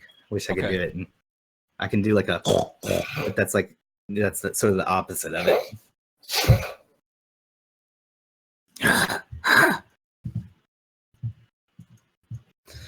So that's your night. As for those up at the top, yes, I still need a little bit more visual description as to the actual where you're actually laying, so I can picture. I think right now I'm picturing it as a cowboy camp. There's a campfire in the middle and people with hopefully bedrolls like laid out in a circle around the campfire. Yep. And when I say people, I mean I one probably dwarf, one would human, and one say dog. no to a campfire, just because we're on an edge and we're looking out upon a desert, and experience tells you that you're exposed. So campfire is a no.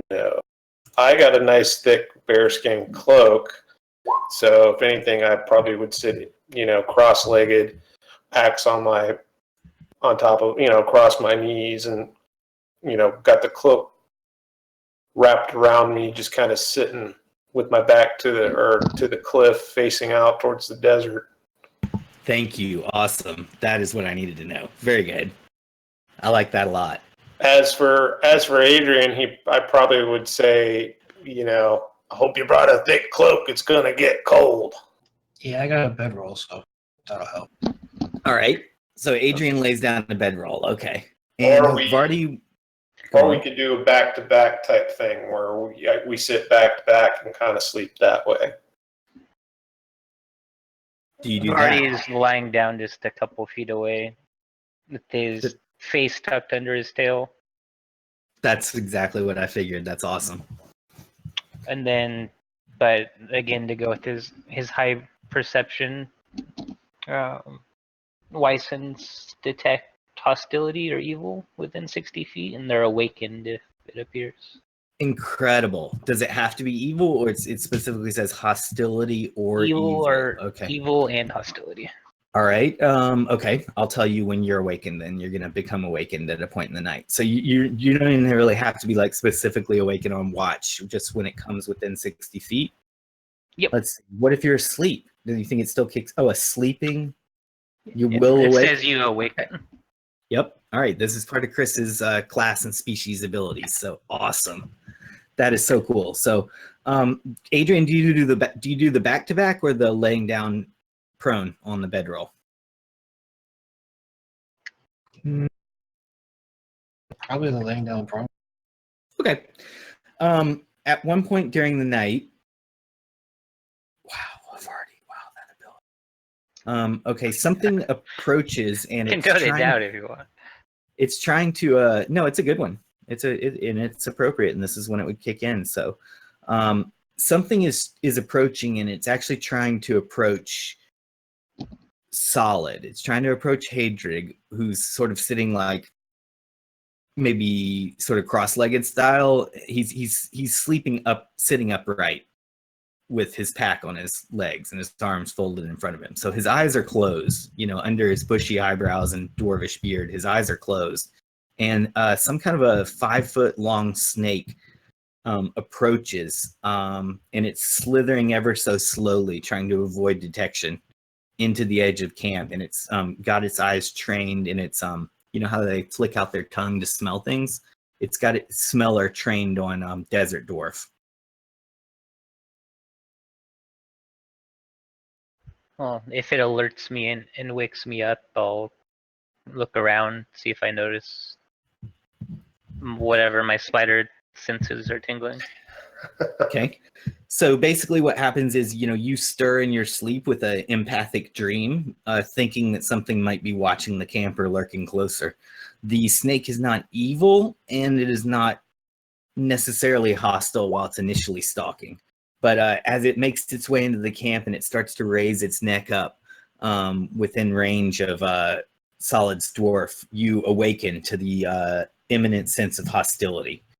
Dog, you look over and you see the body of a snake, and you see that the snake has raised its head up like a cobra or something would do, and it's got its eyes trained directly on SolidHybrid, on the dwarf. Like it's looking right at the dwarf's sleeping face, like it's contemplating biting him in the mustache or the nose or between the eyes, right on his third eye, on his forehead.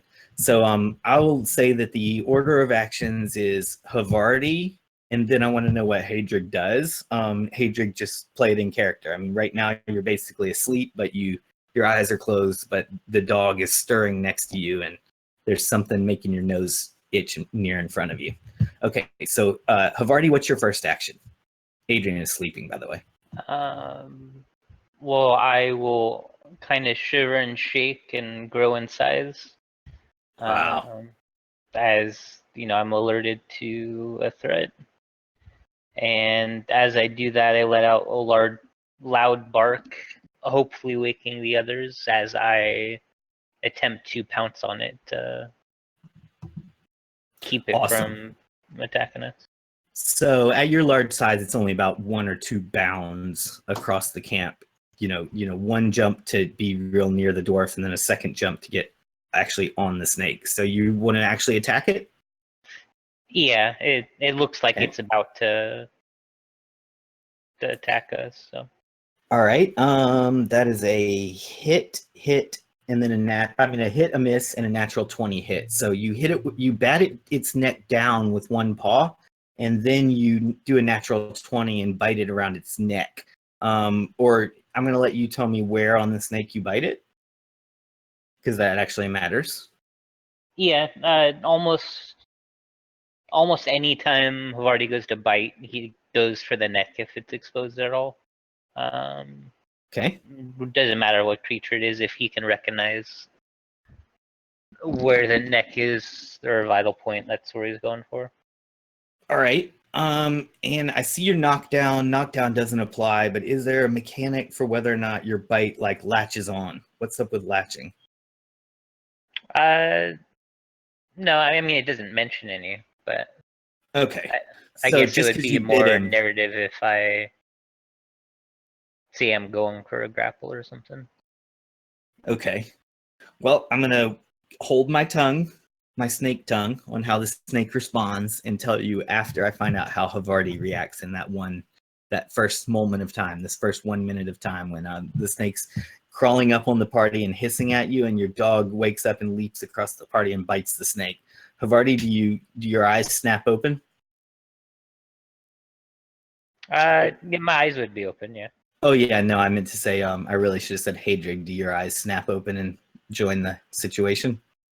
I would probably say yeah. I mean, he's has a history of living in the desert, so I don't want to say he's a light sleeper, but he knows that he's not going to get too great of a sleep in the middle of the desert with Toga Boy snoring over here. So he basically just kind of. Sure. As you're frightened awake by the approaching snake and the leaping of your party's dog, your eyes flick open and you find yourself briefly face to face with a cobra-like snake. You can tell it's staring you down directly in the eyes. Just in that moment, your dog leaps on it and knocks the snake's head down to the ground. But just before that happens, you make a saving throw versus petrification, dwarf, to find out whether or not the snake's gaze has infected you. So let me see what this does. So it's a D20 and you're trying to roll it high. Does it paralyze? I'll tell you the result if you fail it. Yeah, it's versus paralysis, yeah. I'll just roll a D20. That's probably not going to make it. I don't have my chart in front of me. Should I open it? Better open it. Unless you have your numbers. Missed by 2. Petrification or polymorph? Okay. Or is it paralyzation or poison? Let me triple check. It's whichever one I said a second ago. It is petrification. Okay, so that's a fail by 2. So when you fail your petrification, what happens is the snake infected you with. All right, you just feel a creeping rot start to come into your face, like right around your sort of third eye and the bridge of your nose, and right around your eyebrows.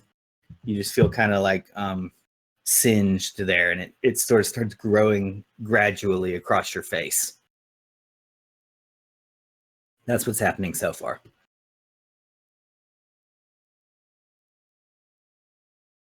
Okay. Let me see how you heal from this. Okay, I think I know how you heal from this. Don't know if you can do the healing or if you have to find somebody. Solid. You probably have to get Cure Disease to get rid of that. What level's Cure Disease? Probably. That's beyond. It's Beyond your three. first leveling. Yeah, that's going to be well beyond your first leveliness. So you do have a period of time until it takes over you, but I don't want to say the period of time. I want to let you sweat on it right now, I guess. Yeah. So, yeah, I know. Most precautious D&D players probably return immediately to town and try to get a cure disease if you don't have one in the party. That's a rough one. It can be a life ender, but it's not an instant kill. So, it's, He's a dwarf, sort he of can like in test it the... out. Yeah. I kept trying to think of a movie that's got this, but lots of movies have different things where you start getting infected with some kind of radiation or poison or magical spider or like thing in your veins or whatever. So it's like inside of you and it's gradually spreading out to your face, making you like get more uglier and veinier, and some of your eyebrow hairs start falling out. And you hate that because you're, proud of your facial hair, dwarf. Okay. However, now the snake just writhes and tries to get out from under the dog and crawl to a new position. Now I will say that Adrian wakes up and I'll initiative you guys. So we'll see how it goes from here. Yay. We'll go in actual turn order. Sorry for it pinging you to a weird place. Fix that. Okay, here we go. Havar'ti's turn. Havar'ti's the fastest. As it slithers away again, I'll immediately chase after it and try and pounce on it again. But it's just so fast and slippery. Yeah, you completely miss, and the snake gets away from you. And it tries to turn its head towards you and meet your eyes. And we'll see on its turn if it's able to. Adrian, you awaken in your bedroll, roll over, and a round in this is 1 full minute. So Evil snake is attacking the party.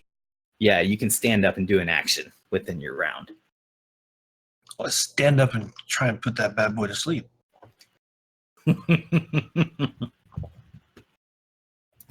Does sleep ever affect your mates if like it runs out of No. sleepy victims? So no. Okay, victims only. Okay. Let me check and see if this guy has any special defenses. No. Yep, he would be susceptible to that depending on how many hit dice you can get. So roll your hit dice for your spell.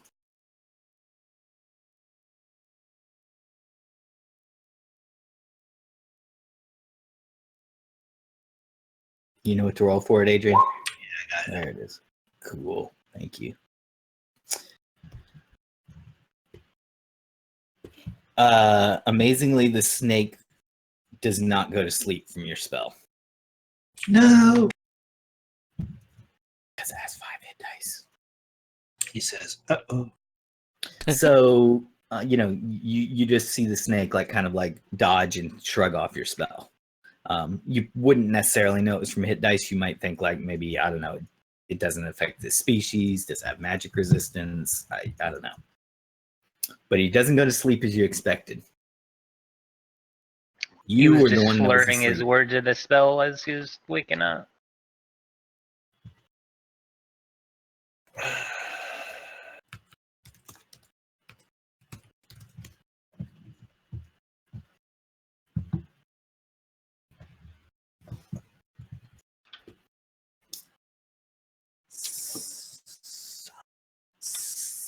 Trying to see if this was something that I would know before or have heard of before. Look into my eyes. You might need to like diagnose yourself a little bit. Hmm? You could like after the fight, you could kind of like diagnose yourself, spend some time like studying your affliction.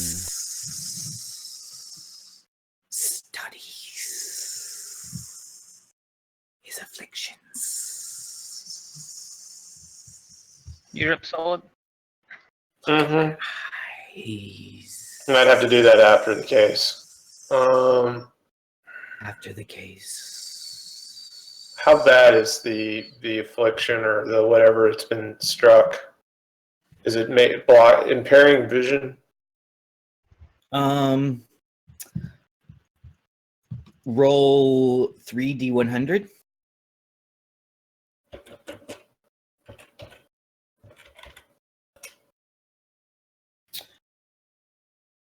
For a total of 200. Roll.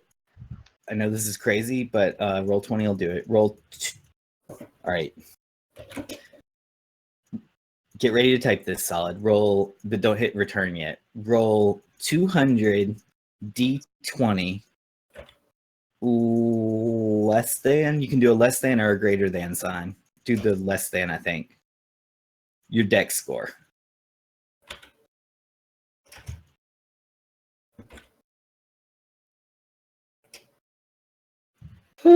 Okay, so 106 That's a lot of 1s and 20s. All right. As your face starts to rot from the nose and the third eye out, 200 dwarven eyebrow hairs fall out. 106 of them you manage to flutter your eyes and they go away, but 94 of them fall into your eyes, piling up on the top of your beard and somewhat obscuring your vision, but you can still see. So basically the rot is spreading across your face and slowly decimating your eyebrows while I'm making your nose appear like, you know, bulbous, rotten.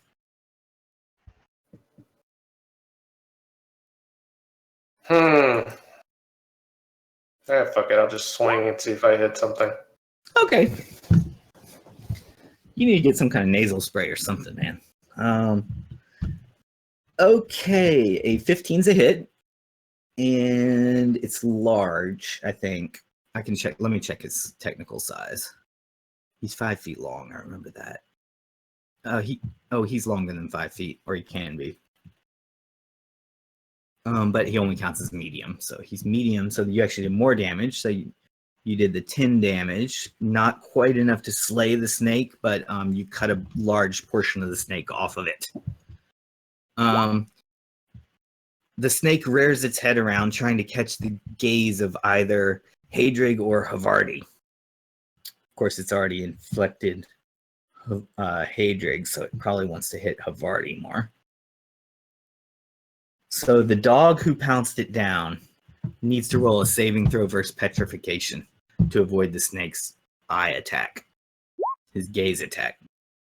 Oh no. Oh no. Failing your save, you don't get bit by the snake, you get gaze rotted by the snake. So as the snake locks eyes with you, it causes the hair on the dog's tip of your nose to stand up with fear. And it's sort of a normal reaction, like the dog's like bristling, you know, his hair bristling. But this time as your hair starts to bristle, some of it starts to fall out and your skin gets kind of, the skin on his nose gets very scaly and overly dry. And you kind of start swiping at it with your paw and it just hurts and flakes of skin start coming off your nose. And other people in the party look at you and you don't have the attractive fur coat that you had anymore right on your nose. You're starting to look more like one of those you know, hairless rats or hairless cats or whatever. You're getting that look just on the nose, like that pink and scaly skin and stuff.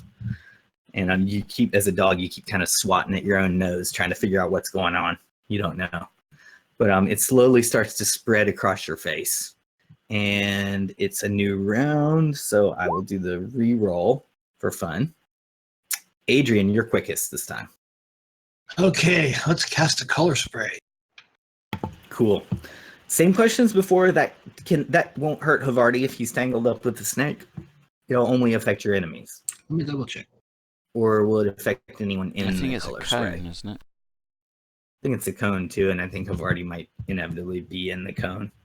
I'm not super strict with where people are positioned on the map. I'm saying it more from theater of the mind perspective. Just the dog is basically directly engaged with the snake, so you'd probably be both together. It's a fan-shaped spray from my hands out 20 feet. It's a 20 by 20 wedge. I'm going to go with the fact that you accidentally hit Havar'ti with the color spray while trying to color spray the snake. So we'll test the effects on both of them. I think people get a save versus it. Does it say verse spells? It says creatures not allowed or failing saving. But yeah, you get. Yep. Yeah, so up under saving throw, it probably says negates, and basically it means saving throw versus spells. If they pass, nothing happens. The snake passed. Havar'ti, D20. See if you get knocked out by your enchanter's color spray. Sorry about it, all this, Jesse. I'm not working against you as the DM. It's just part of the fun of being first level and stuff. Supposed to be. Havar'ti, does anybody know if 14 saves versus spell? I'm looking up right now. I thought I had it already put on my sheet, but be whatever a first level fighter would be. I never put them on sheets because I usually have the whole chart near me. So I think what's happened would be listed. No, I always forget. If they put it in a weird place, I hate where they put it in 2E. I almost think it's in the DMG, not even in the PHB, maybe. Let me see if I can find it real quick. I have it on my DM shortcut chart, but that's in the other room right now. So it's on my checklist of things I need to put near my table when it's time for game day. Level 1 fighter is... That's 17. Yeah, 17. Yeah. He needed a 17 or up. And what was it again? Was it petrification? No, this is not the snake. This is friendly fire. And what was the roll that needed? 17. I mean, all of them are like 14, 16, 15, 17. The save versus spell for a level 1 fighter is 17. Yeah, he needed the fighter warrior one. So he needed a 17. He's rolled a 14, so he failed. The snake, however, made his save with the roll of an 18. So Adrian accidentally color sprays Chris, with the effect being that you knock him out, I think. Is that right? Yeah. The descriptive effect of the color spray. I think you knock him out. Unconscious for 2d4 rounds. I'm going to do an animation on the map if you're looking. There's a nice color spray all over the dog. Good job, Adrian. Sorry that didn't work out for you. Was that the first color spray in the game? Yeah. Wow, congratulations. With your failure of hitting your party mate, you've also earned the right to learn a new spell. So you can actually roll your chance to learn. You sort of, as you get more familiar with the weave of magic that's in the air, you don't need to go and find a scroll or a spell book to learn your next spell. It's one that you've been studying all along, and you now can have a chance to learn it. Roll. I just need to find my spell list. I think you owe yourself 2. You owe yourself 1 for sleep and 1 for this. So you might want to go ahead and try 2 spells, because you could literally start casting them when you wake up the next morning. Chris, you're knocked out, so you can't go. Haedrig's turn. Haedrig, you're just diseased and dying. You're not knocked out. Congratulations. It's a tough life. You missed. Pretty much. The Boalisk, who is almost dead. Let me check his movement rates. Okay. So part of him is cut off, so he's penalized on his movement rate because the dwarf cut part of him off. He's going to flee. So he's going to flee at partial movement rate.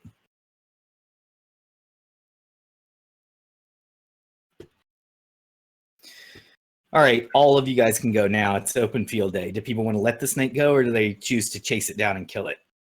Fuck no, I'm going to chase it down and kill the damn thing. Okay. It has...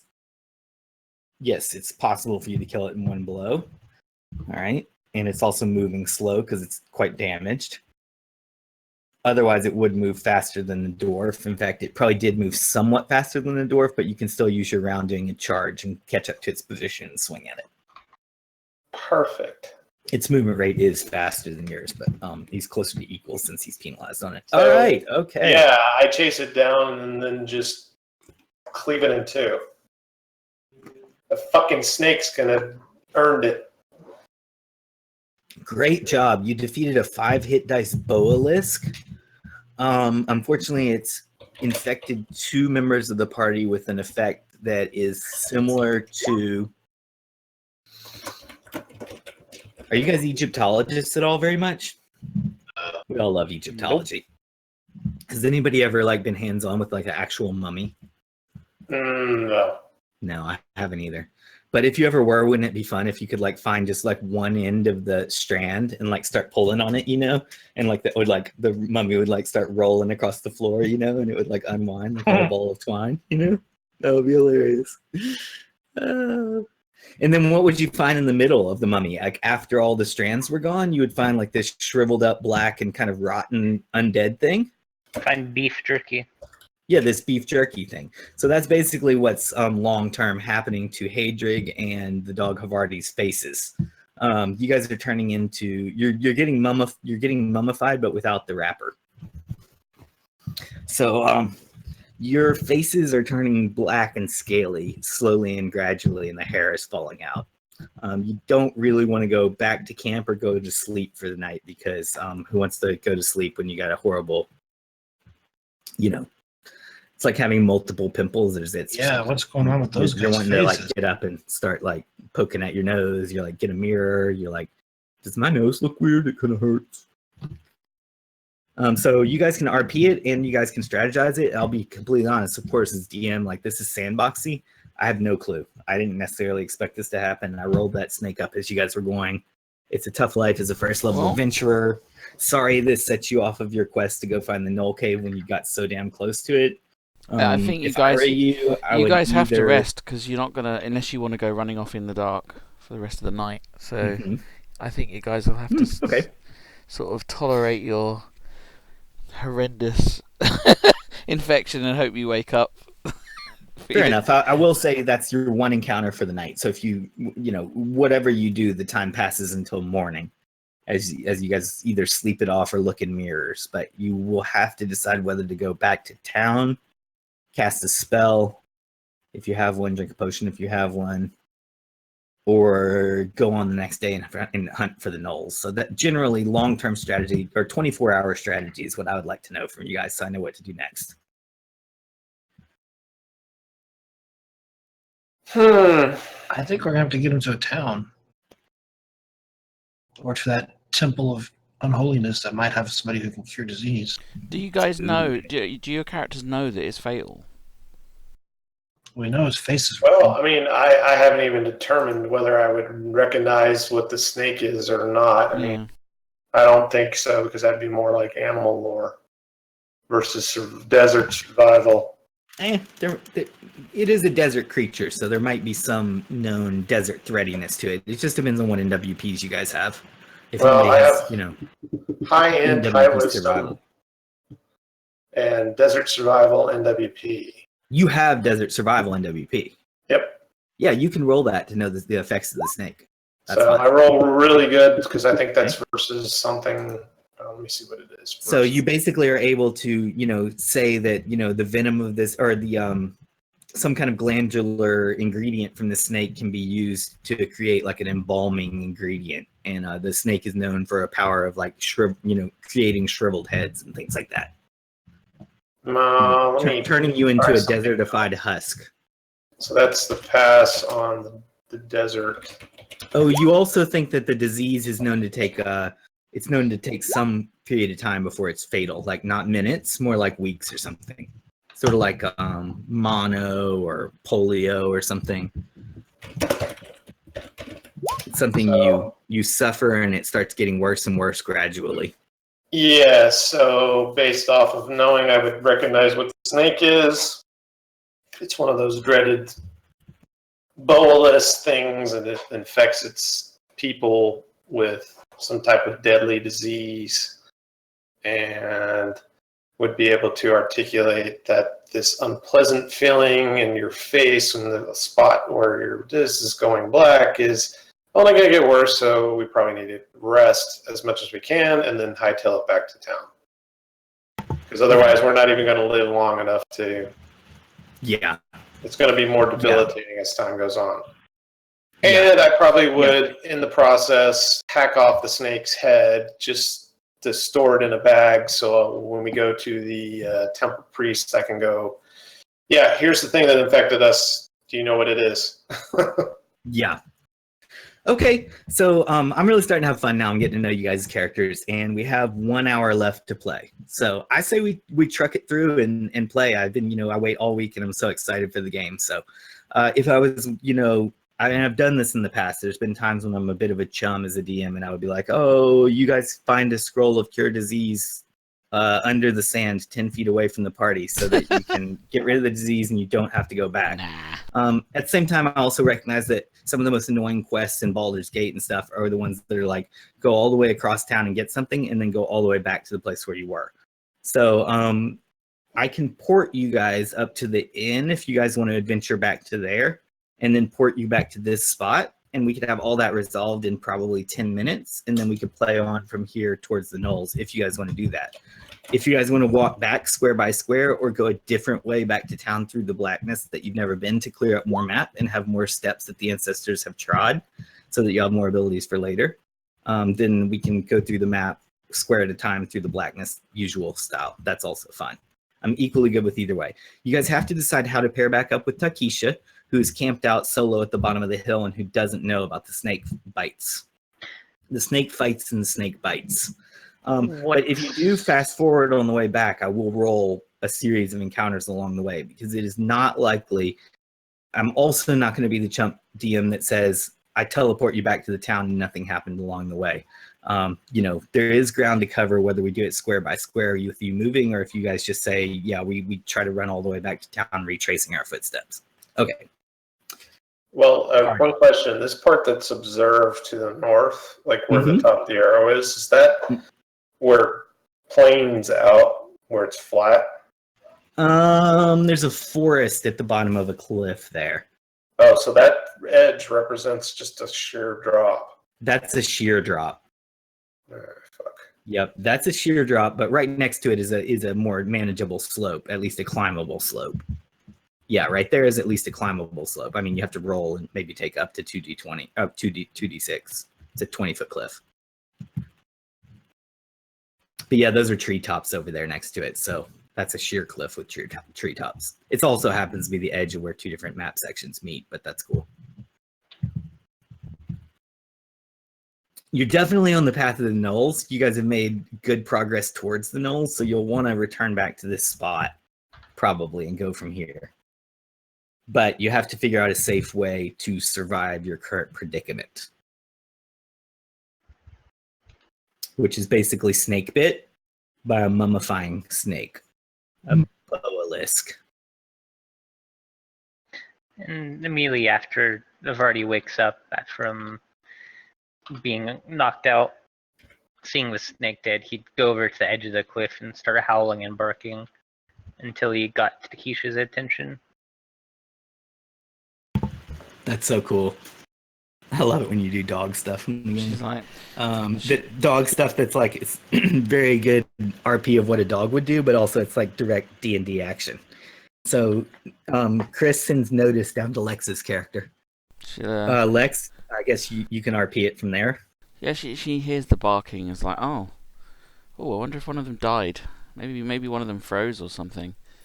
Hope Havar'ti didn't eat one of them. That wouldn't go down well, would it? Oh well.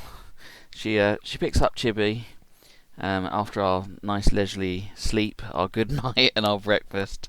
She packs up her kit and she begins to scale the cliff face to get back up onto the ridge. Indeed. Thieves have an ability called Climb Walls, and I want you to use that at points in the game, but this wall for your character is not one that you have to roll on. Cool. You roll for things more like a sheer wall, not necessarily sheer, but like a castle wall with very little hand grips. Yeah, get like between flagstones, that kind of thing. Yeah, this is something that like one who does rock climbing can do, and you count as one who does things like rock climbing, bouldering, and such. So you deftly make your way back to the top of the cliff and rejoin the party, asking them why they didn't come down to your discovered Knoll Cave. I put a question mark next to Knoll Cave. That's absolutely fine if you want to draw that mark there, Haedrig. If you want to leave yourself a path mark, it's fine. I like player drawings on the map. You probably could have left the camp there too. Okay, you guys, good RPs. I know how you're reacting, but tell me, do you want to fast forward back to the inn, or do you want to hike back? Or do you have a different way of getting healed, or do you want to ignore the disease and push on? I should approach the group and wave to them. Be like, "Oh, so you didn't manage to find the way down? So, what's the plan, friends?" Havar'ti's just like furiously pawing and scratching at his face that's now missing hair. I think we need to find a doctor. Oh dear.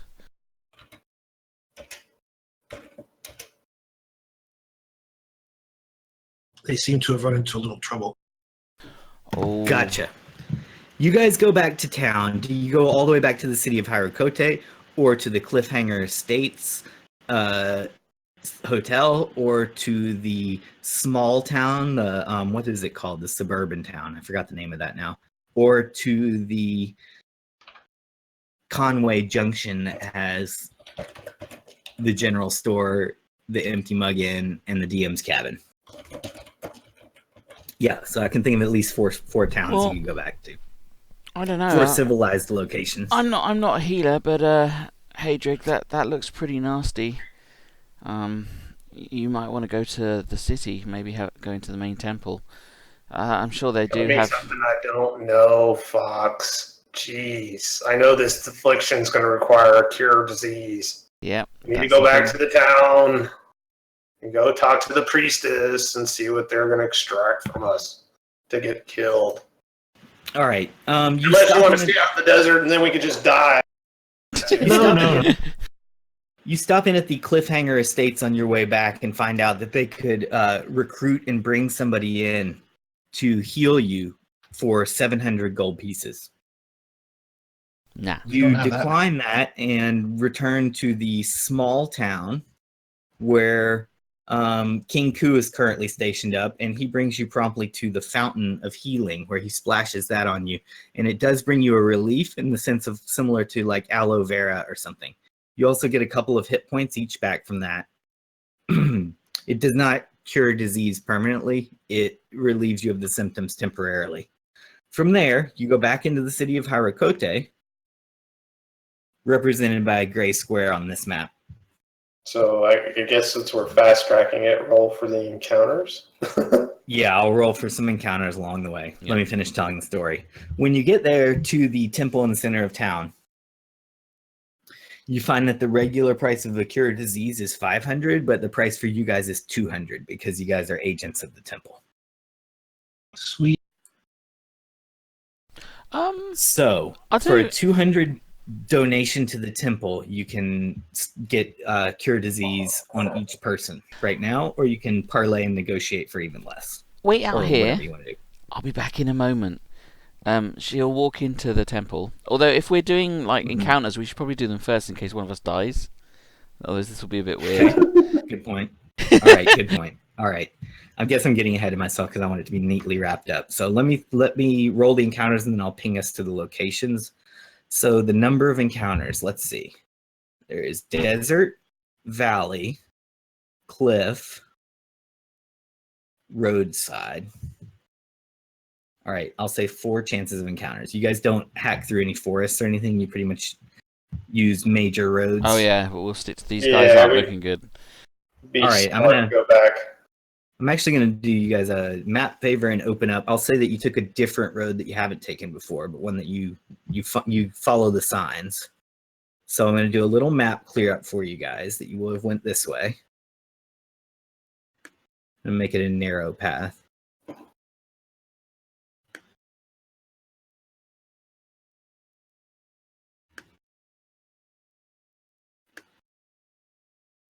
This is leading to the back door of the Cliffhanger Estates.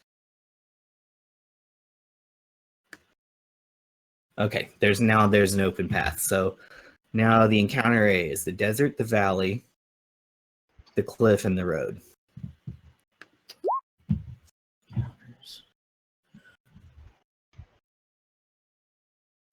You make it out of the desert without encountering anything substantial, just more of the same: centipedes, small scorpions, wasps, lizards, snakes, but none that actually attack you. For the most part, they run away.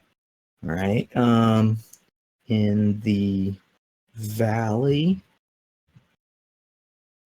You find more of the flying insects as before. Also some stinging nettles and other kinds of thorny places that you have to machete your way through. And you sustain a few minor cuts along the way. Nothing big to speak of. Lex, do you have any roadside NPCs? Because I think they may have met someone along the road here. I should have. If you do, it would be someone that would be out in a rural area, not in the desert, but sort of in a rural area with occasional houses and occasional farms. I can roll somebody up real quick too.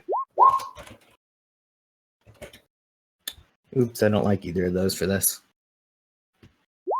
He rolls again. All right, a sloppy craftsperson. That would work. That just sounds so wrong. Sloppy craps person. So yeah, you meet someone along the road who says, yes, I understand you're looking for the cure of disease. I could quickly manufacture something that would help with that nose issue you've got going on there. I know just the way to fix that for you. I can cure it. If you go all the way to the city, they'll charge you hundreds of gold for this. I can do it for 50. No. Really? You don't want him to cure your disease for 50 GP? It's a deal. You just already know he's sloppy, huh? You observe his sloppy demeanor and say no? Probably. I'm looking at possibly a charlatan unless he wants to provide us the service, and then we will pay once it does what it does. Then we'll pay you. But he says, "Man, I really cut the price down low because I sympathize for you. So my actual materials cost is around 40. So I need to get the 40 in advance, and then the final 10 upon completion of the project of the curing." No, we'll just keep going to the city. I can deal with the pain. All right, you guys bypass the craftsperson, and on the outskirts of the city, you encounter a hill giant. Here's a picture of him. You see him walking down the road far ahead of you. You know that you're going to cross paths with him if you stay on the road and you keep going that way.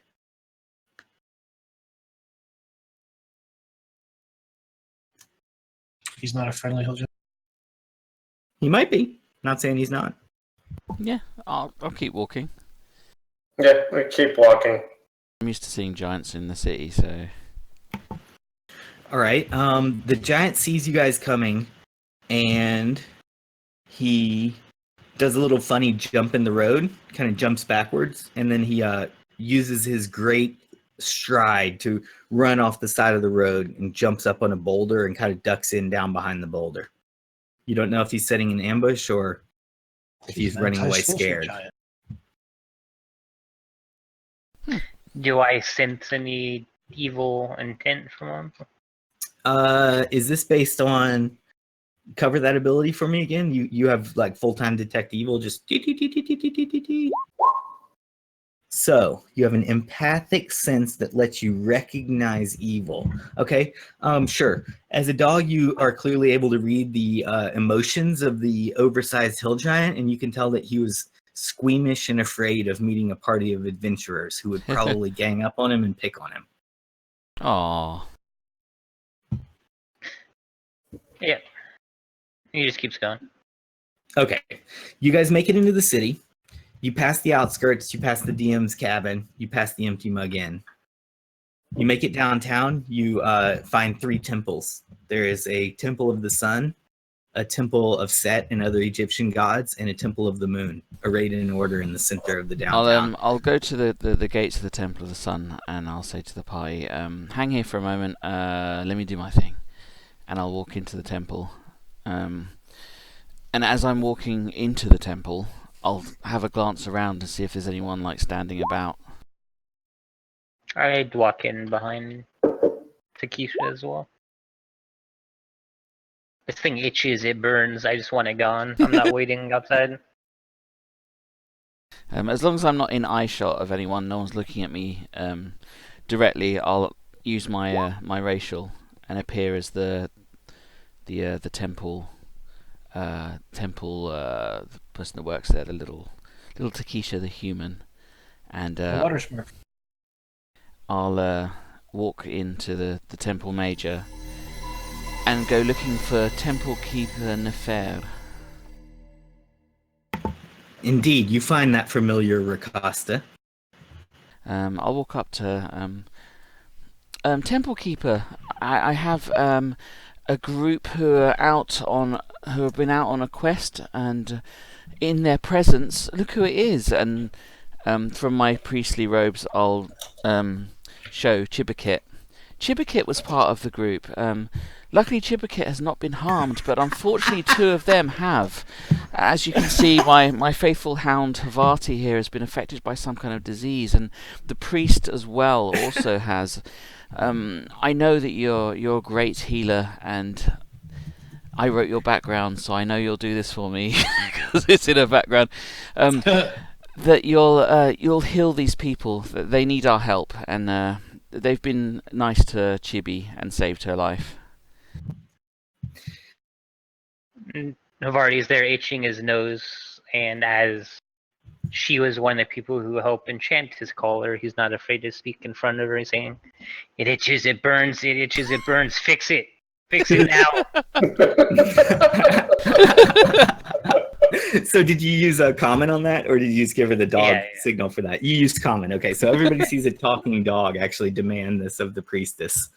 All right, she says, "You poor Oh, thing." the others are out front, but Well, I would say you guys are probably in the interior of the church while we're waiting in the antechamber outside the door. Okay. All right.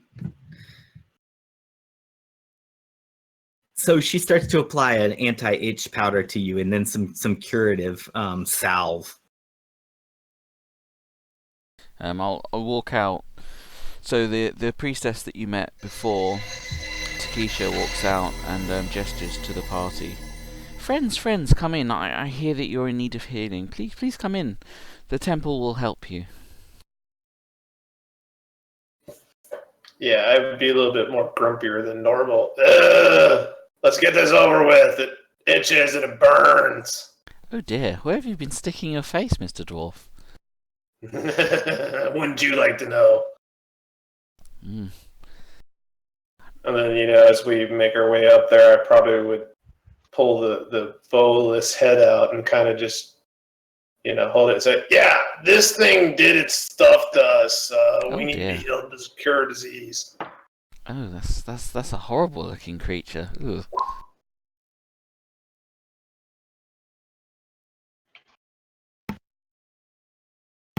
The priestess supplies the anti-itch powder and scratches the dog's itches and removes some of the dead skin and fur, and then heals it and cures it and replaces it with an anti-disease salve and then a hair regrowth formula. Hair regrowth. Yeah, what's the stuff called that's been in the news lately? Haircut for men. Yeah.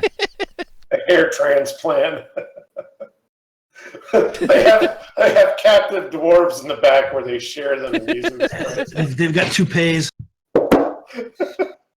Solid, your character also receives a free healing, and in fact, everyone is healed all the way back up to your full hit points, and cure disease is upon you. So the Boalisk's skin rotting mummification embalming procedure, gaze attack, has been relieved. Your symptoms are basically gone, and but for a little bit of peeling skin, like after a bad sunburn or something like that, regrowing of your eyebrows, Haedrig. Oh no, man, we gotta have a little scarring on that one. We can't get away till free. Okay. So it looks discolored, and I don't know. I would say for Haedrig, it would be kind of like, it looks like he got burned around his face. Like at least on that I one definitely side think the of his burn face. look is. Yeah, the burn look is appropriate. I think kind of like after the blackness and soot gets washed off, I kind of think it would be funny if you had if your eyebrows were kind of, You know how some women like drive a whole lawnmower right down the middle of their nose, like trying to get rid of their nose hair, and they end up with like little half eyebrows on the sides? Yeah, well, no, yeah, you would see the little singe marks reaching up into the eyebrow. Yeah. And then because I'm gracious, because they, the priest heals me, I'd go to the priest and grab the hand of the fairy and then reach into my pocket and pull out a garnet and put it in her hand and go, do you know what this means? This means I am paying you for the service that you have given me. A donation. All right. A dwarf does not part with a gemstone so simply. All right. Act deserves payment. She gives you a grateful thanks for the donation to the temple, and says that since you guys completed the adventure with Chibba Kit, she's ready to offer you guys another quest on behalf of the temple, since you seem to be at loose ends. We're not at loose ends. We need to go back and get that axe. What? I just gave you free healing, and now you won't even do a quest for the temple? Well, let's do both. She turns her nose up at you and storms off. I'm just picturing Haedrig with penciled-in eyebrows. Yeah. On the one side, so I got a full bushy eyebrow, then penciled in one on the other one. All right, I am hot. It's hot in my house, but I'm still just want to take max advantage of D&D time. We got 45 minutes, so I say we just see what else happens for the day and get a little further in our quests and our missions. I think we go back to the map of the hinterlands that says you're already out of town, and we go from there. What do you guys think? We can go back to the cave. It's up to you guys. You can go. I mean, you can do. You're in the temple, you're RPing there. That's in the heart of everything, really, if you think about it. Those temples are in the middle of the city of Havar'ti. They're physically in the middle of so much stuff. Like for the 1,000 Years After campaign, after desertification and the sands cover this whole area. Anyway, you're there in the center of the huge city. I can take you back out to the city map and you can quest there and do something for the temple.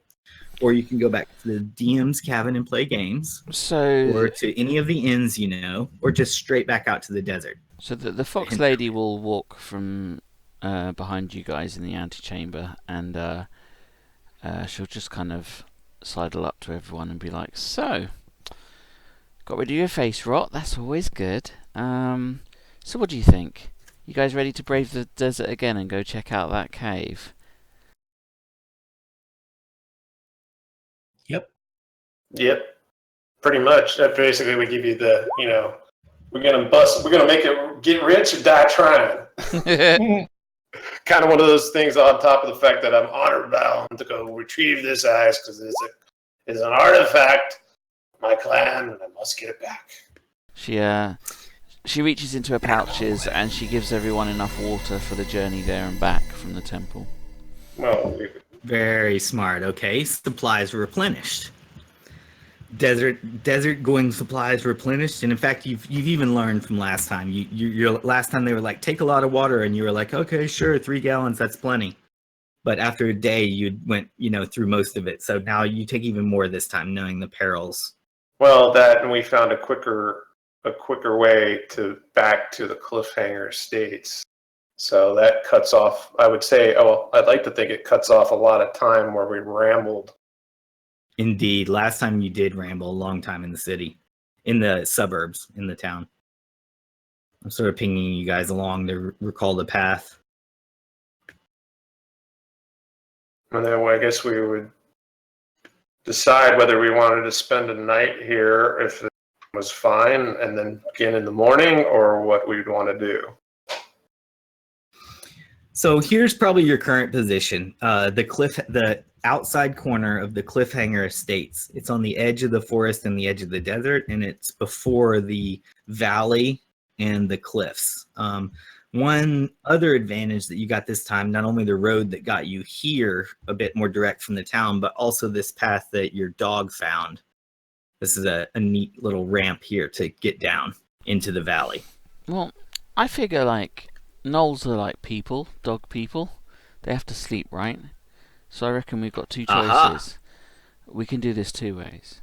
I'm quite adept in the desert at night, but we could, if we time it, we could work out our journey.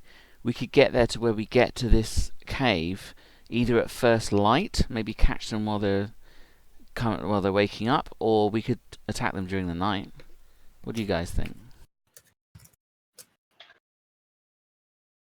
I probably agree with that. I prefer to travel at night because that's what the dwarves would do, because we're wise in the way of the desert, like more deep. And so traveling at night is preferred than daytime, but it's kind of like, well, we got the human with us. The human can't see we're squat at night. Oh, don't worry, I can look after the human. And she kind of sidles up to the human, puts her arm around his shoulders. Don't worry, I'll keep my eye on everything around you. You'll be fine.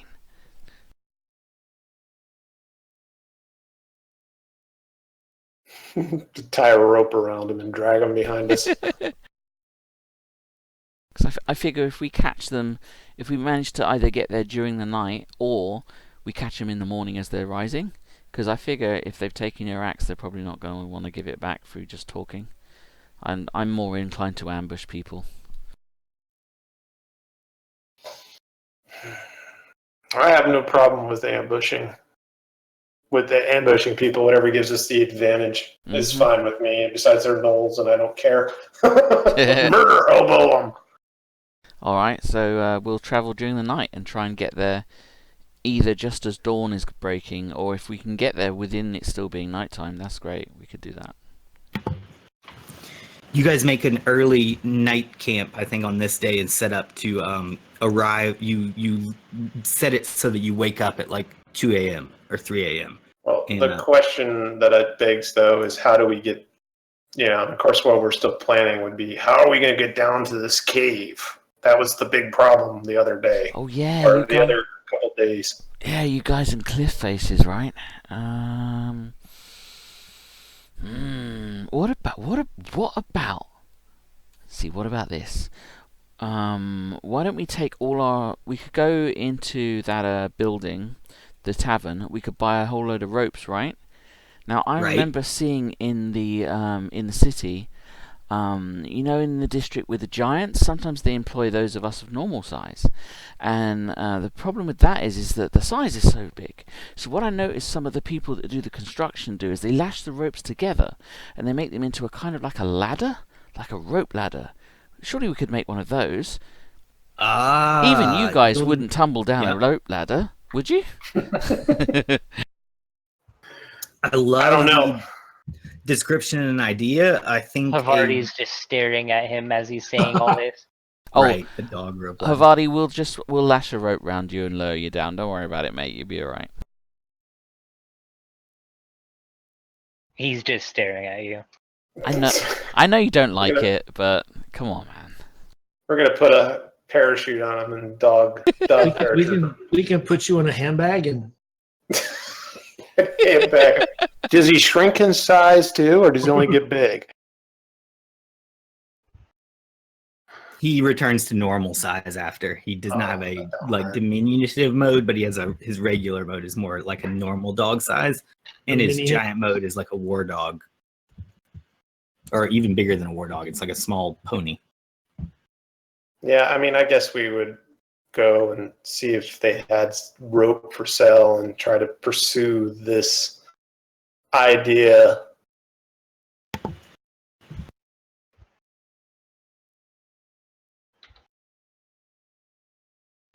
Rope obtained. Ropia obtainia. So I probably would. How much do you think all the rope would cost? 10. I don't know. Or 10s. That's easy. Like 10 for 1, 30 for 3 or something. It sounded like you were needing multiple ropes, so like 10 each.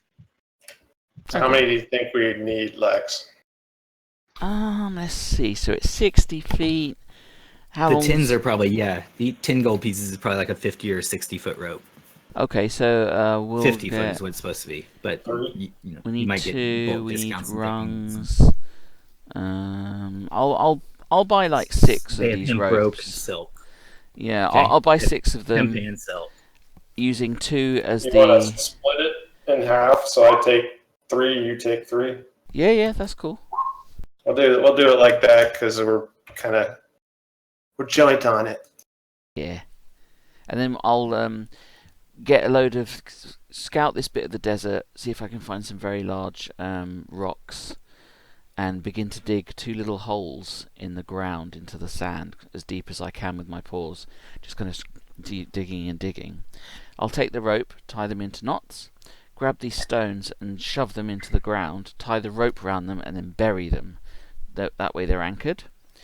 And then I've got my 2 ropes coming down for the side bits of the ladder, and the other rope I'm going to cut up with my sword into rungs for these people, tying off the rungs at certain edges so that it makes like a ladder.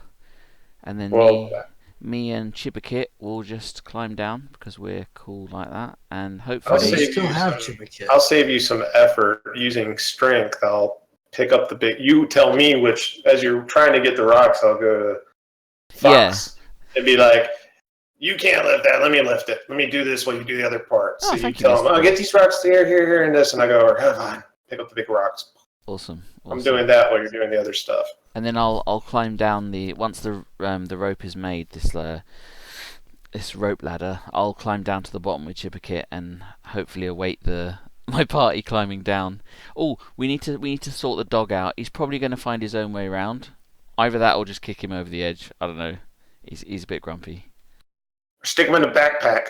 Yeah. He's dog sized. Like maybe one of you guys, if you're strong enough, could carry him if you lashed him to you.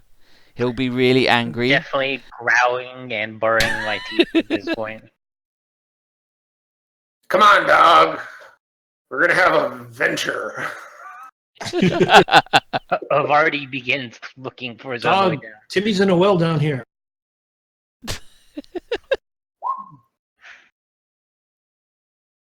The dog runs off. I just kind of look at Takisha or look at the fox girl and just kind of shrug. I mean, we can I didn't want to come. We can strap the dog to someone's back when they go down. He is who he is. I'm sure he'll find us when the time's right. Let's see if you guys make it down this rope ladder. I'm sure you'll be okay.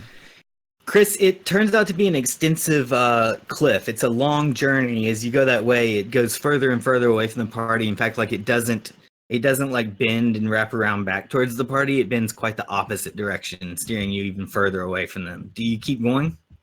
Yeah, he's still looking for a way down. All right, go ahead and move yourself down to the edge of the map. Keep in mind that, because of distances, you're now some distance away from the party. I've cleared up. I don't want to clear that one little section where you're in now because I think you stick quite close to the cliff edge. Yeah. But I made a blank space there. After it clears off this way, you can kind of see off to the east. And you see there's a different cliff down there. And you see that there's just enough of a way for you to make your way down here. See that? How there's kind of there's a sheer cliff and there's a steep cliff on 2 sides, but there's just enough of a path that you can make your way down there. As you get down there, you make a discovery. Roll 3d6, and then I will whisper to you. Okay.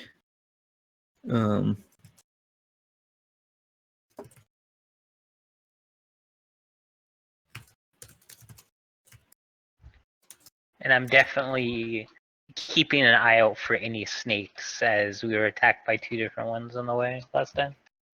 All right, great idea. So far on the cliff, you only encountered 1 snake that was docile, or it was sunning itself, and you stayed far enough away not to wake it up. But you do get a sight of some other creatures off to the southeast, and I whispered you what they look like. You're probably something like an hour away from the party, though, now. I mean, you've went 30 minutes this direction. You have to go 30 minutes back. So you're a good ways away from them. So I'm going to have to cover what they're doing for the time you're gone. Do you start going back, though, or do you continue? No, he'll try and avoid them. Obviously keeping a sense of what they're doing, if they notice them, if they are heading towards them at all, but he's just still looking for a way down. Even if it's something where he has to jump like 10, 12 feet, he'll probably do that. Dogs are springy. But One of them, he's still looking for a way down. one of them notices you and barks in your direction. Over there, dog coming. Yeah, let's get him. We need a dog. We can use a dog. It's a dog. He just ignores them until he notices they're attempting to come after him or not. Okay. Yeah, they attempt to come after you. I don't think you wear a collar, do you? It's a leather collar. Okay. The Then, leather necklace. they seem to call it a collar. They seem very familiar with dogs and collars, and they come with an actual some kind of leash or something, and they try to, as they swipe at you, they're trying to basically, bring you under subdual or submission, or bring you under control, like one would do with like a wild horse or something, or a stray dog. So they're like, kind of here, boy, here, let me just get this on you. It's gonna be better for you. You're gonna get some food. We got some water over here. Are you sure they're not like deep guys from Alabama? Well, it's trying to be a barky voice. What are you gonna do there, boy? Come on over here. We're gonna get you. It sounds like the coach's assistant in The Water Boy. They also talk a different language. It's not even common, but so it's meant to sound a bit obscure, but give you the idea of what tonally you think they're saying. If they start to approach me, I take off back in the opposite direction. Yeah, they start chasing you. Let me check their movement rate. I should have already had that known, but I don't. If their movement rate is faster than yours, they would catch up to you. You know your movement rate, or I have it too. 15? Yeah, 15 is fast. Yeah, you're faster than most people, so. These guys can move. Ooh, they're not able to keep up with you. Yep. They come kind of running after you like bipedally, but they also sometimes use all four, and they kind of and they use their extra front arms to help them kind of get up across rocks and stuff. But as they're coming for you, they're trying to mainly only one of them noticed you, and he was the one that got the most excited about it. He tried to rally the others, but just the one came running after you, and he's trying to unlock like a leash thing that's got a clip on it, like a carabiner from his belt, so that he can get that on you when he gets up to you. But you outrun him and outpace him, so you quickly get around a corner of a boulder where he loses your position. You know that he's back there, and he's smelling your path and tracking you, but moving more slowly than you can go at a run. Now, if you should stop and take a nap, he would catch up with you in short time, but as long as you keep going, you'll forever get further away from him. Yeah, I just continue back towards the cliff where we were, looking on the opposite side of the cliff to find a way down. You will, in 30 minutes, get back to the cliff over the cave, and then you'll continue on, and you'll keep following the cave for like another hour until you come back into Wasp Land. You're stuck. You're stuck in the high desert, Chris. You can't find a way to get into the low desert. You keep sniffing around the upper edge. But with all that time passed through your character, I'll definitely have to find out what's going on with the others in the meantime. And, I'd say where we'll pause it for you is, when you're coming back atop the cliff. And so, like, if you see, for example, blood, like the mixed blood of a dwarf and a kitsune and a human, running out the bottom of the cave, you'll know that you don't have to wait for your friends anymore. Or if you hear their cries for help, maybe you can go and rescue them later. We'll have to find out what goes on with the party in the cave, and we could play for probably 25 more minutes or whatever. 38 more minutes technically, but we'll end before the actual end time just to be chill, but 38 minutes is enough time to fit in a cave encounter here. So maybe gonna put you guys on a cave map if I have one ready. If not, I'm just gonna theater the mind it and leave your tokens there and say that you enter this cave. So talk to me about your early morning strategy to get surprise on the gnolls who you think live in this cave. Well, I figure Make a noise and draw them out. no. See, these non-desert people, what are they thinking? Give me 1 minute. Let me have a little look so I can see what's going on. You guys chill. And she'll take a step into the cave mouth and kind of like, she's peering into the darkness. She has a little sniff of the air like, what do I smell? Have you gone in there with do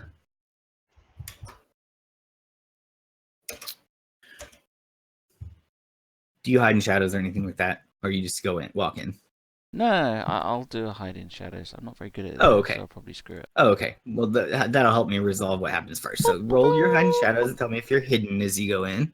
I'm also on another map right now. I'm checking a cave map right now. Not a bad fail, but a fail nonetheless. Level 1 thief. Let's move silently.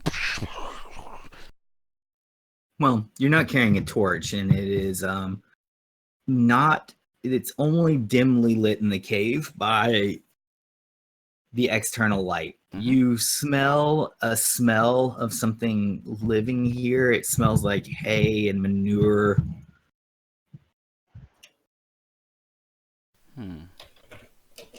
I do have a cave map, so I am going to take you on that. I don't have an icon for who lives there yet, but I'm going to work on that too.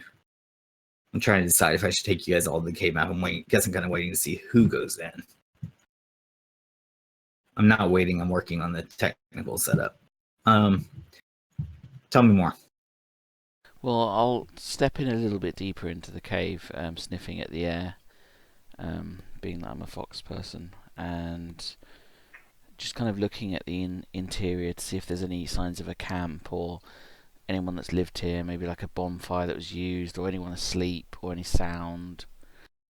Okay. There's some bones of something that's been eaten and gnawed scattered around. There is some mud that you see on the floor on the sides. I want to know if you go near the mud or if you don't go near the mud. But there's a bit of a more drier ground in the middle that you can stay on, sort of the pathway.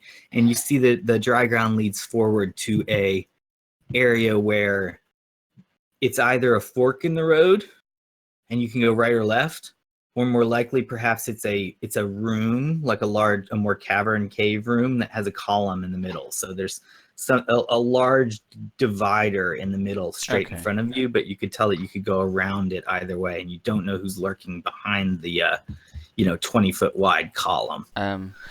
I'll about face and I'll come to the entrance of the cave, stick my head out and be like, it's clear, come in. And then head back in. Follow. Gather those tokens right there. I'm going to highlight those. I guess I should be getting 3, right? Yep, I should be getting Adrian, Haedrig, and Takisha. Adrian, Haedrig, and Takisha go into the cave. The dog is having its own adventures outside. The cave's probably going to tell me if it's all black. It should be all black at first. Yeah. Yep. Okay. Give it a second for me to... I'm putting the tokens, and I'll start clearing up some of the map. Okay.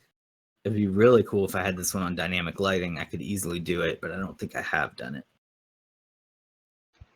Nope, it's on Fog of War mode. Let me see what would happen if I put it on dynamic lighting. I don't know if I've got it set up on these tokens or not.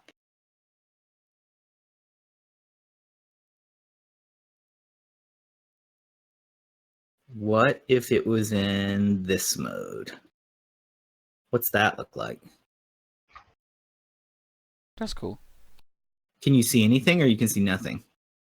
I can see I a can little. see stuff. Let me get an idea of what you guys can see. Oh, okay. I think I can see what you guys can see. All right, Yeah, let me give me a moment here. I'm just gonna throw a quick dynamic lighting blockade on the center column. That will help it look cool. Polygon line. Size large. Here we go.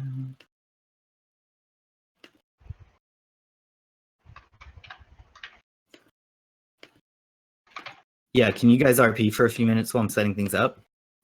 What do you find in here, Takisha? Something smells weird. I've never smelt a knoll before, so I don't know what knolls smell like. But I'm getting like hay and mud. Mud? Yeah. Do knolls like mud? Does anyone know what a knoll likes? What are knolls like? I don't know, but where do you find mud in a desert? You could Good RP topics. you could add water to it. If you're in a cave, it might be a good way to store water actually. And then you sieve the water I don't know out. where they get the water in the first place. There's no water around here. True. Maybe they raid it, or they might have a well. Ooh, maybe there's a well in here. Ooh, well. There's also yellow sand, quite similar to yellow snow. Delicious. Yellow sand. Oh wait, you're not supposed to eat that. What? Why are you eating sand in the first place? It's a desert, it just happens.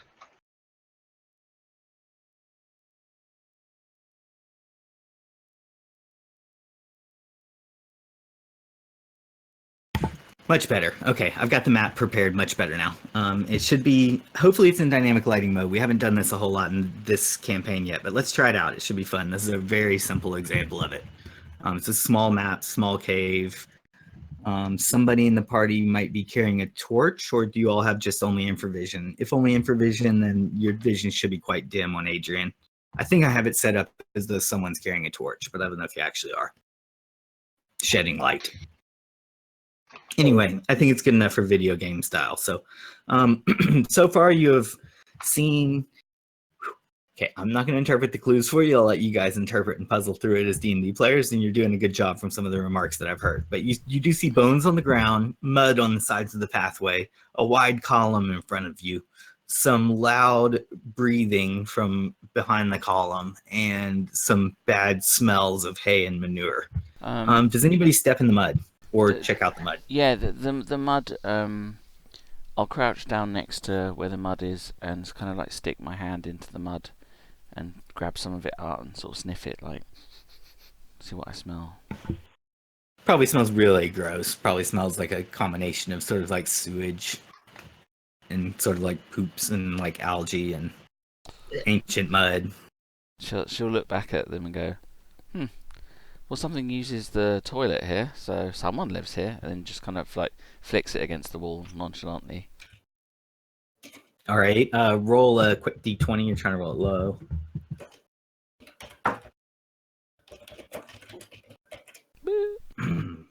Okay, you notice a large depression in a part of the mud. Oh, I wonder what this is. She draws her short sword and she flips it and pushes the depression down sort of with the end of her sword, like, oh, what's this thing? All right. You make a further indentation in the basin of the depression with your sword, causing it to water to flow into that section and the depression to become a bit mal-shaped as you've sort of toppled the sandcastle, as it were. Oh. But that's okay. You find that you could probably write your name in the mud, and the writing would only slowly refill and disappear after some minutes of time. She'll wipe the end of her sword off and put it back on her belt. I don't know, guys. I don't think we should be standing on that. And SolidHybrid, you find the clue that you're in a cave here. So since gnolls are in caves, that's probably a good start, right? It's a good start, but I mean, if Fox is sitting there and she's looking at something, I'm sure we probably would take a gander at it because it's, you know, I mean, I'd probably look at it and go, I don't know if that's a gnoll track or not, but it's kind of weird.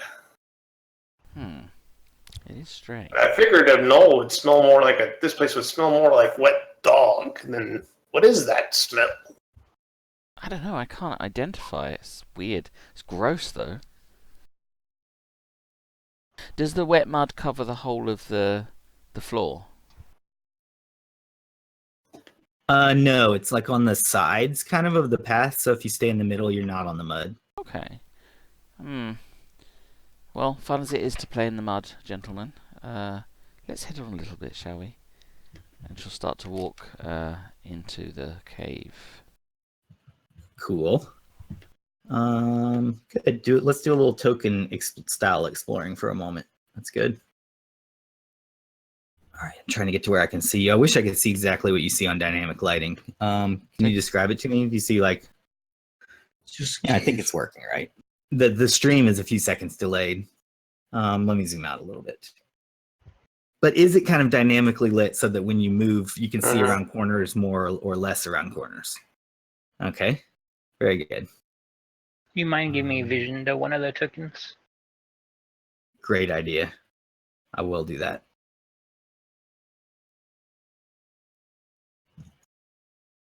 Let's see, how do I do that? Token layer. How about Chibba Kit?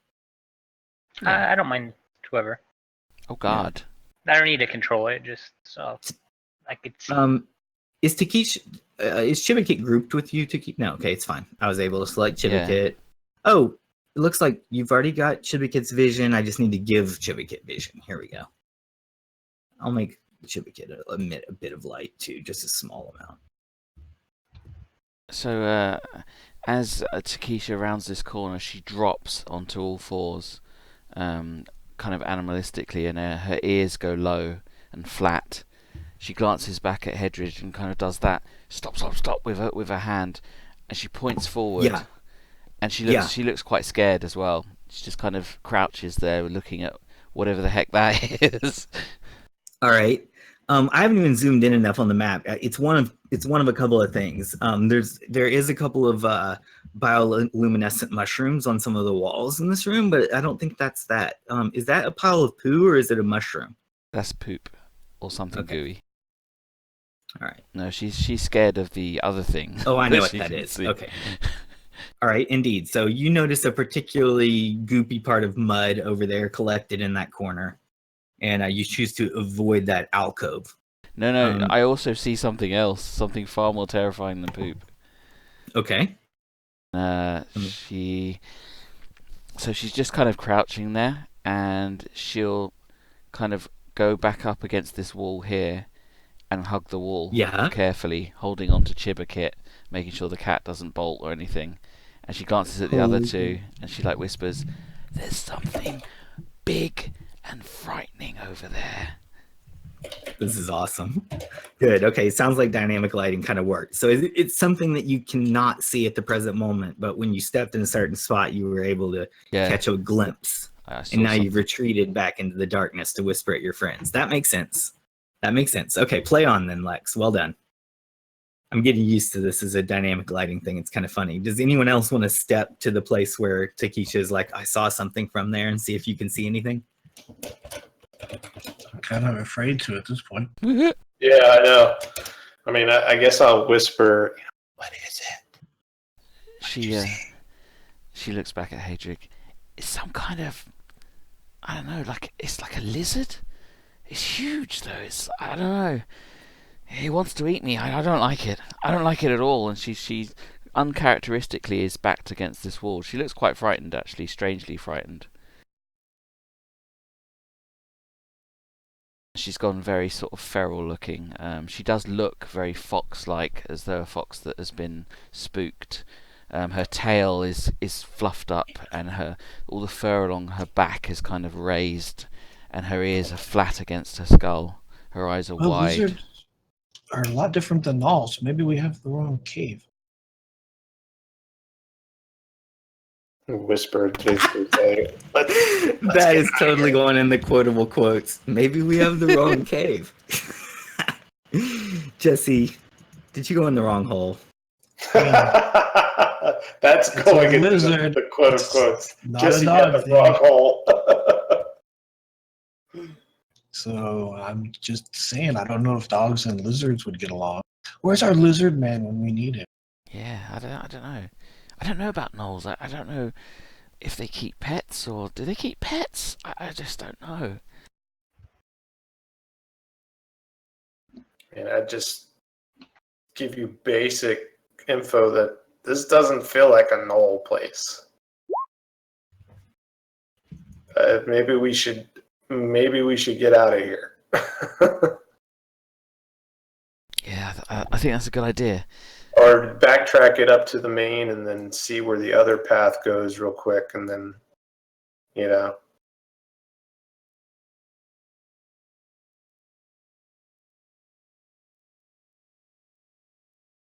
Come on, Toga boy. Move it.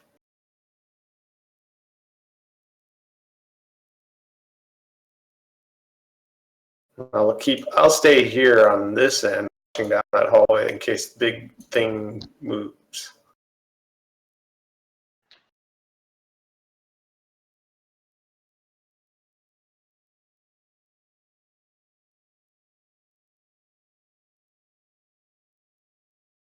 Oh God, why? That didn't sound encouraging. Yeah. She like looks around to see what looks like is in the chat. Oh my God!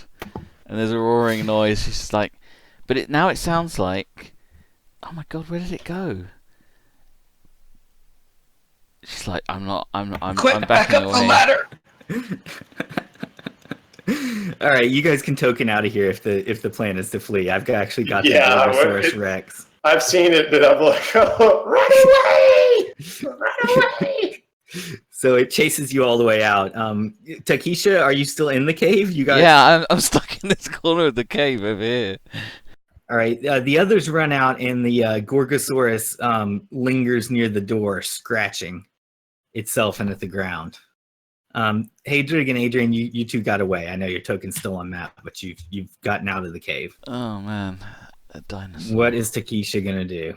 She is scared. She is very, very scared. She is gonna chill in this corner with her fur all on end. And So, what's your next character idea? well, I'm glad you asked actually. Hey man, it's only a dinosaur. How hard could it be? Oh my God. Yeah, I mean, we only killed a 5 hit die snake, so how bad can it be? After being inflicted with rotting disease. Oh, this has become a horror movie suddenly. Awesome. So she is going to stay in this corner where it's safe for the time being, and she's going to listen. She's not going to go walking out into the cave. She's going to chill in the corner, being scared.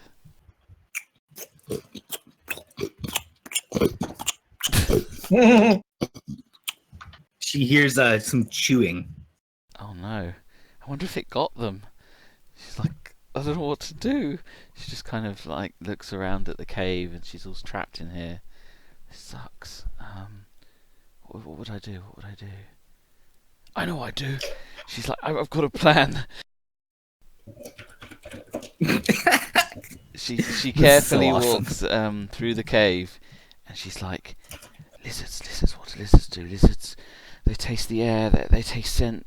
It's gonna find and hunt me. I know. So she comes, she's literally on her hands and knees, like scrabbling along the floor, and she comes to this area here, and she investigates this pile. Is this pile poop? Is it gonna hunt you or hump you? Oh God, I hope it's hunt me. I mean, it's gonna have to take me on a date first. Yeah.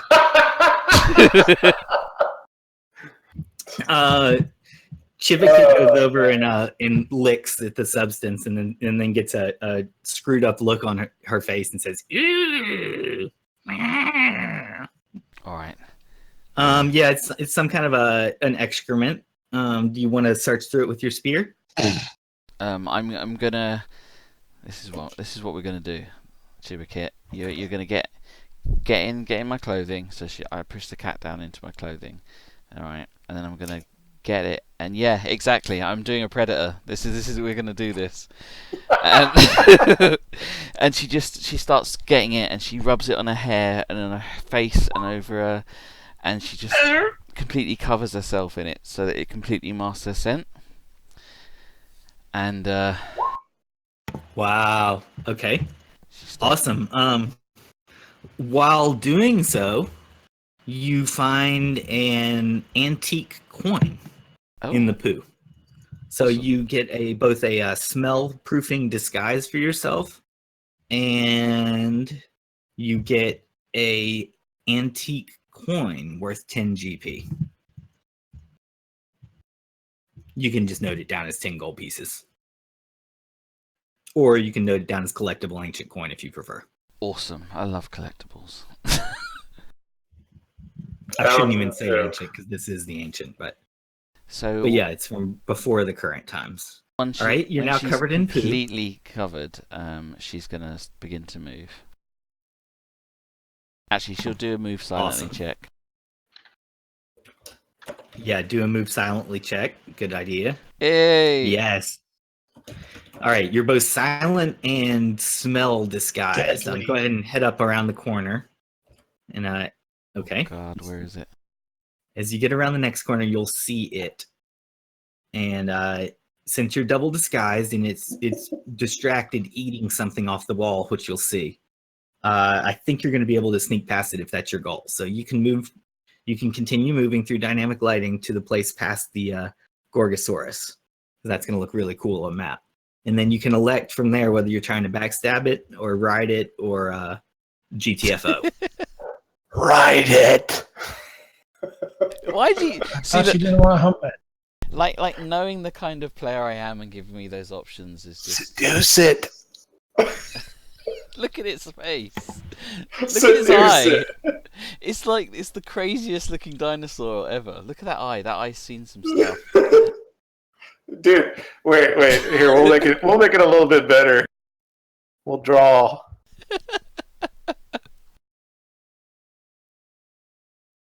Don't mess with him. He's a killer. He's got a knife.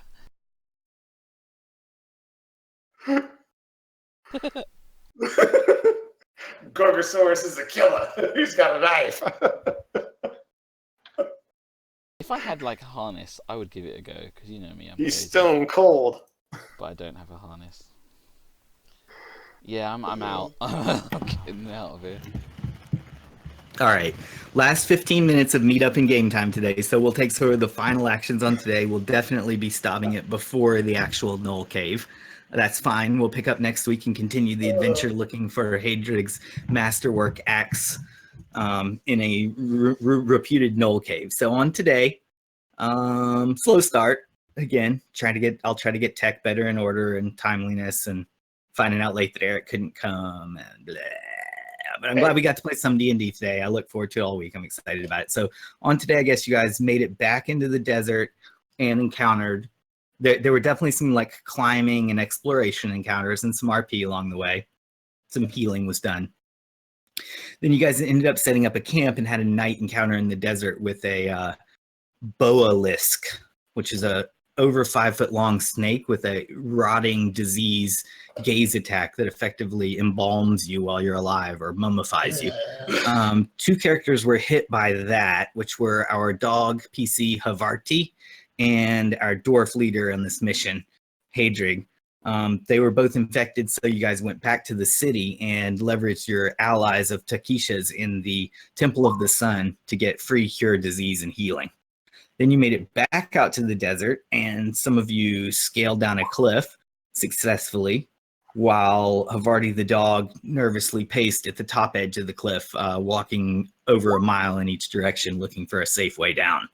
When you guys those of you who are at the bottom of the cliff entered, you encountered some Roll20 dynamic lighting for a new view, and then you discovered that there were not gnolls in the cave as you were searching for a gnoll cave, but instead you find a type of dinosaur.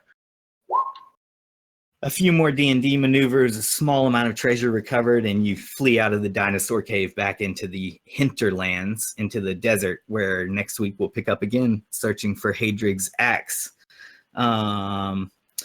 Yeah, so player of the week, SolidHybrid, to talk about yourself, introduce yourself for a second, and talk a little bit more about your character and your backstory and where you hope to go with him from here. And, you know, if he's one day regarded as an ancestor, what will be some of his characteristics that people might look back upon? Well, all I know is the Gorgosaurus has a knife. He's a stone cold killer. I mean, just look at that eye. That's an eye of pitiless, death. He's like, I'm gonna cut you, sucker. I'm gonna cut you.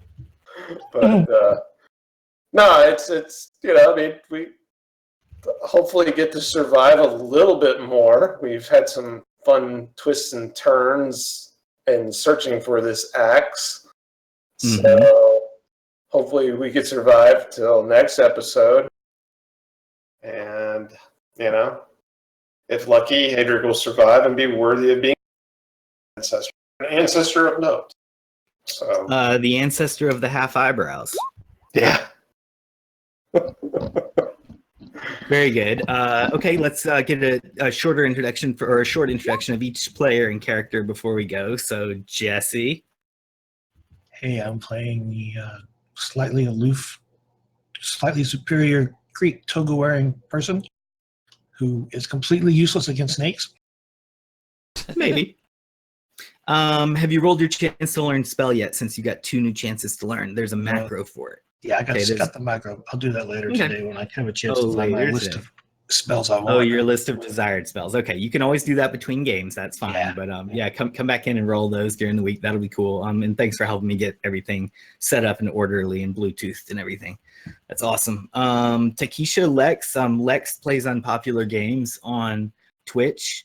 Lex in England is running our streams on GOLDpublic on Twitch for the live streaming we're doing for this game. So Lex, thanks for the technical support and playing unpopular D&D computer games in between to give people in the community some time to gather and get together before our D&D sessions start. And we're going to keep D&Ding hopefully and streaming on this channel every Monday, the same time schedule. Monday. So introduce yourself and your character and your kitty, and I'll talk a little bit about the world you're creating as an ancient ancestor of future characters. Yeah, so I'm playing Takisha. She is of the thief class. However, does she consider herself a thief? No, she's an opportunist. She's got 2 major personas. One is her work, her business outfit, if you like, which is when she's displaying herself as a fox. That's when she's doing official business for the Brotherhood, who are an organization of fixers. Her sort of day job, or her cover job, is she works in the temple. She helps out, she gets water for the temple, and she's quite devout, and when she's doing that she uses glamour to look like a human. She's actually, for someone who is a mercenary, she's very religious. She does believe in the gods, she follows them quite strongly, and she follows their precepts. Were she of a different birth, she would probably be a priestess. She carries with her at all times Chibba Kit, who is chosen of the gods, the youngest of a litter of kittens, and one of a strange colour, who emits a kind of a bluish glow and has some kind of enchantment that we haven't found out yet. And as Chibba Kit has come into Takisha's possession, Takisha sees that as a sign of the gods that she must be doing something important, and she would protect the cat with her life. Wow, that's awesome.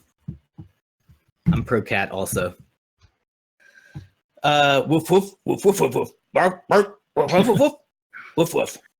It's Chris's turn. Havar'ti is a human turned into a dog, and basically he just lives out his life serving the same order that Lex works with, kind of repaying his debt for them showing him how to reenact his vengeance. And after becoming cursed and becoming a dog himself. Now he has a new reason for vengeance, and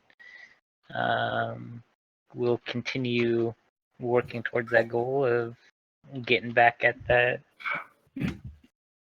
that magic user that made him the way he is.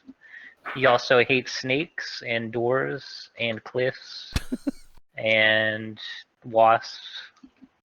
He just hates all of those things. Where is that magic user that cursed you? Are they probably in Hirakote? I'd say he wouldn't know at the moment. I think that any chance that he would get, he'd listen for that or investigate it. But he knows he needs a substantial amount of coin to be able to hire someone else strong enough to be able to help aid in his downfall, essentially. Okay. We might or might not pursue that quest, or you might become in tune before that ever happens. We'll see. But I definitely want each character who's an ancestor to have some of their own motives, footsteps, accomplishments, enemies overcome. And so that includes Adrian. And then when Erik comes back around, there's something involving his lizard man that's brewing in the background too. So presumably the lizard man is off on his own, working on his personal quest right now. And I think Erik will be able to play again next week, and we'll go back onto his quest will be incorporated too. But right now we're on the quest for the Masterwork Axe for Haedrig, so that's exciting. Thanks for playing, guys. You guys can hang out in Discord now or whenever you want, and we'll keep chatting. But we'll let Lex in the stream, and I'll call it end of game time. To add on to Have a good night. Yeah. I'll catch you all next week. The priest person was also a target of the order, so someone that the order sent for him to go after. So they'd probably still be looking into it and gathering information on it. Indeed. So that's happening in the background also, Havar'ti.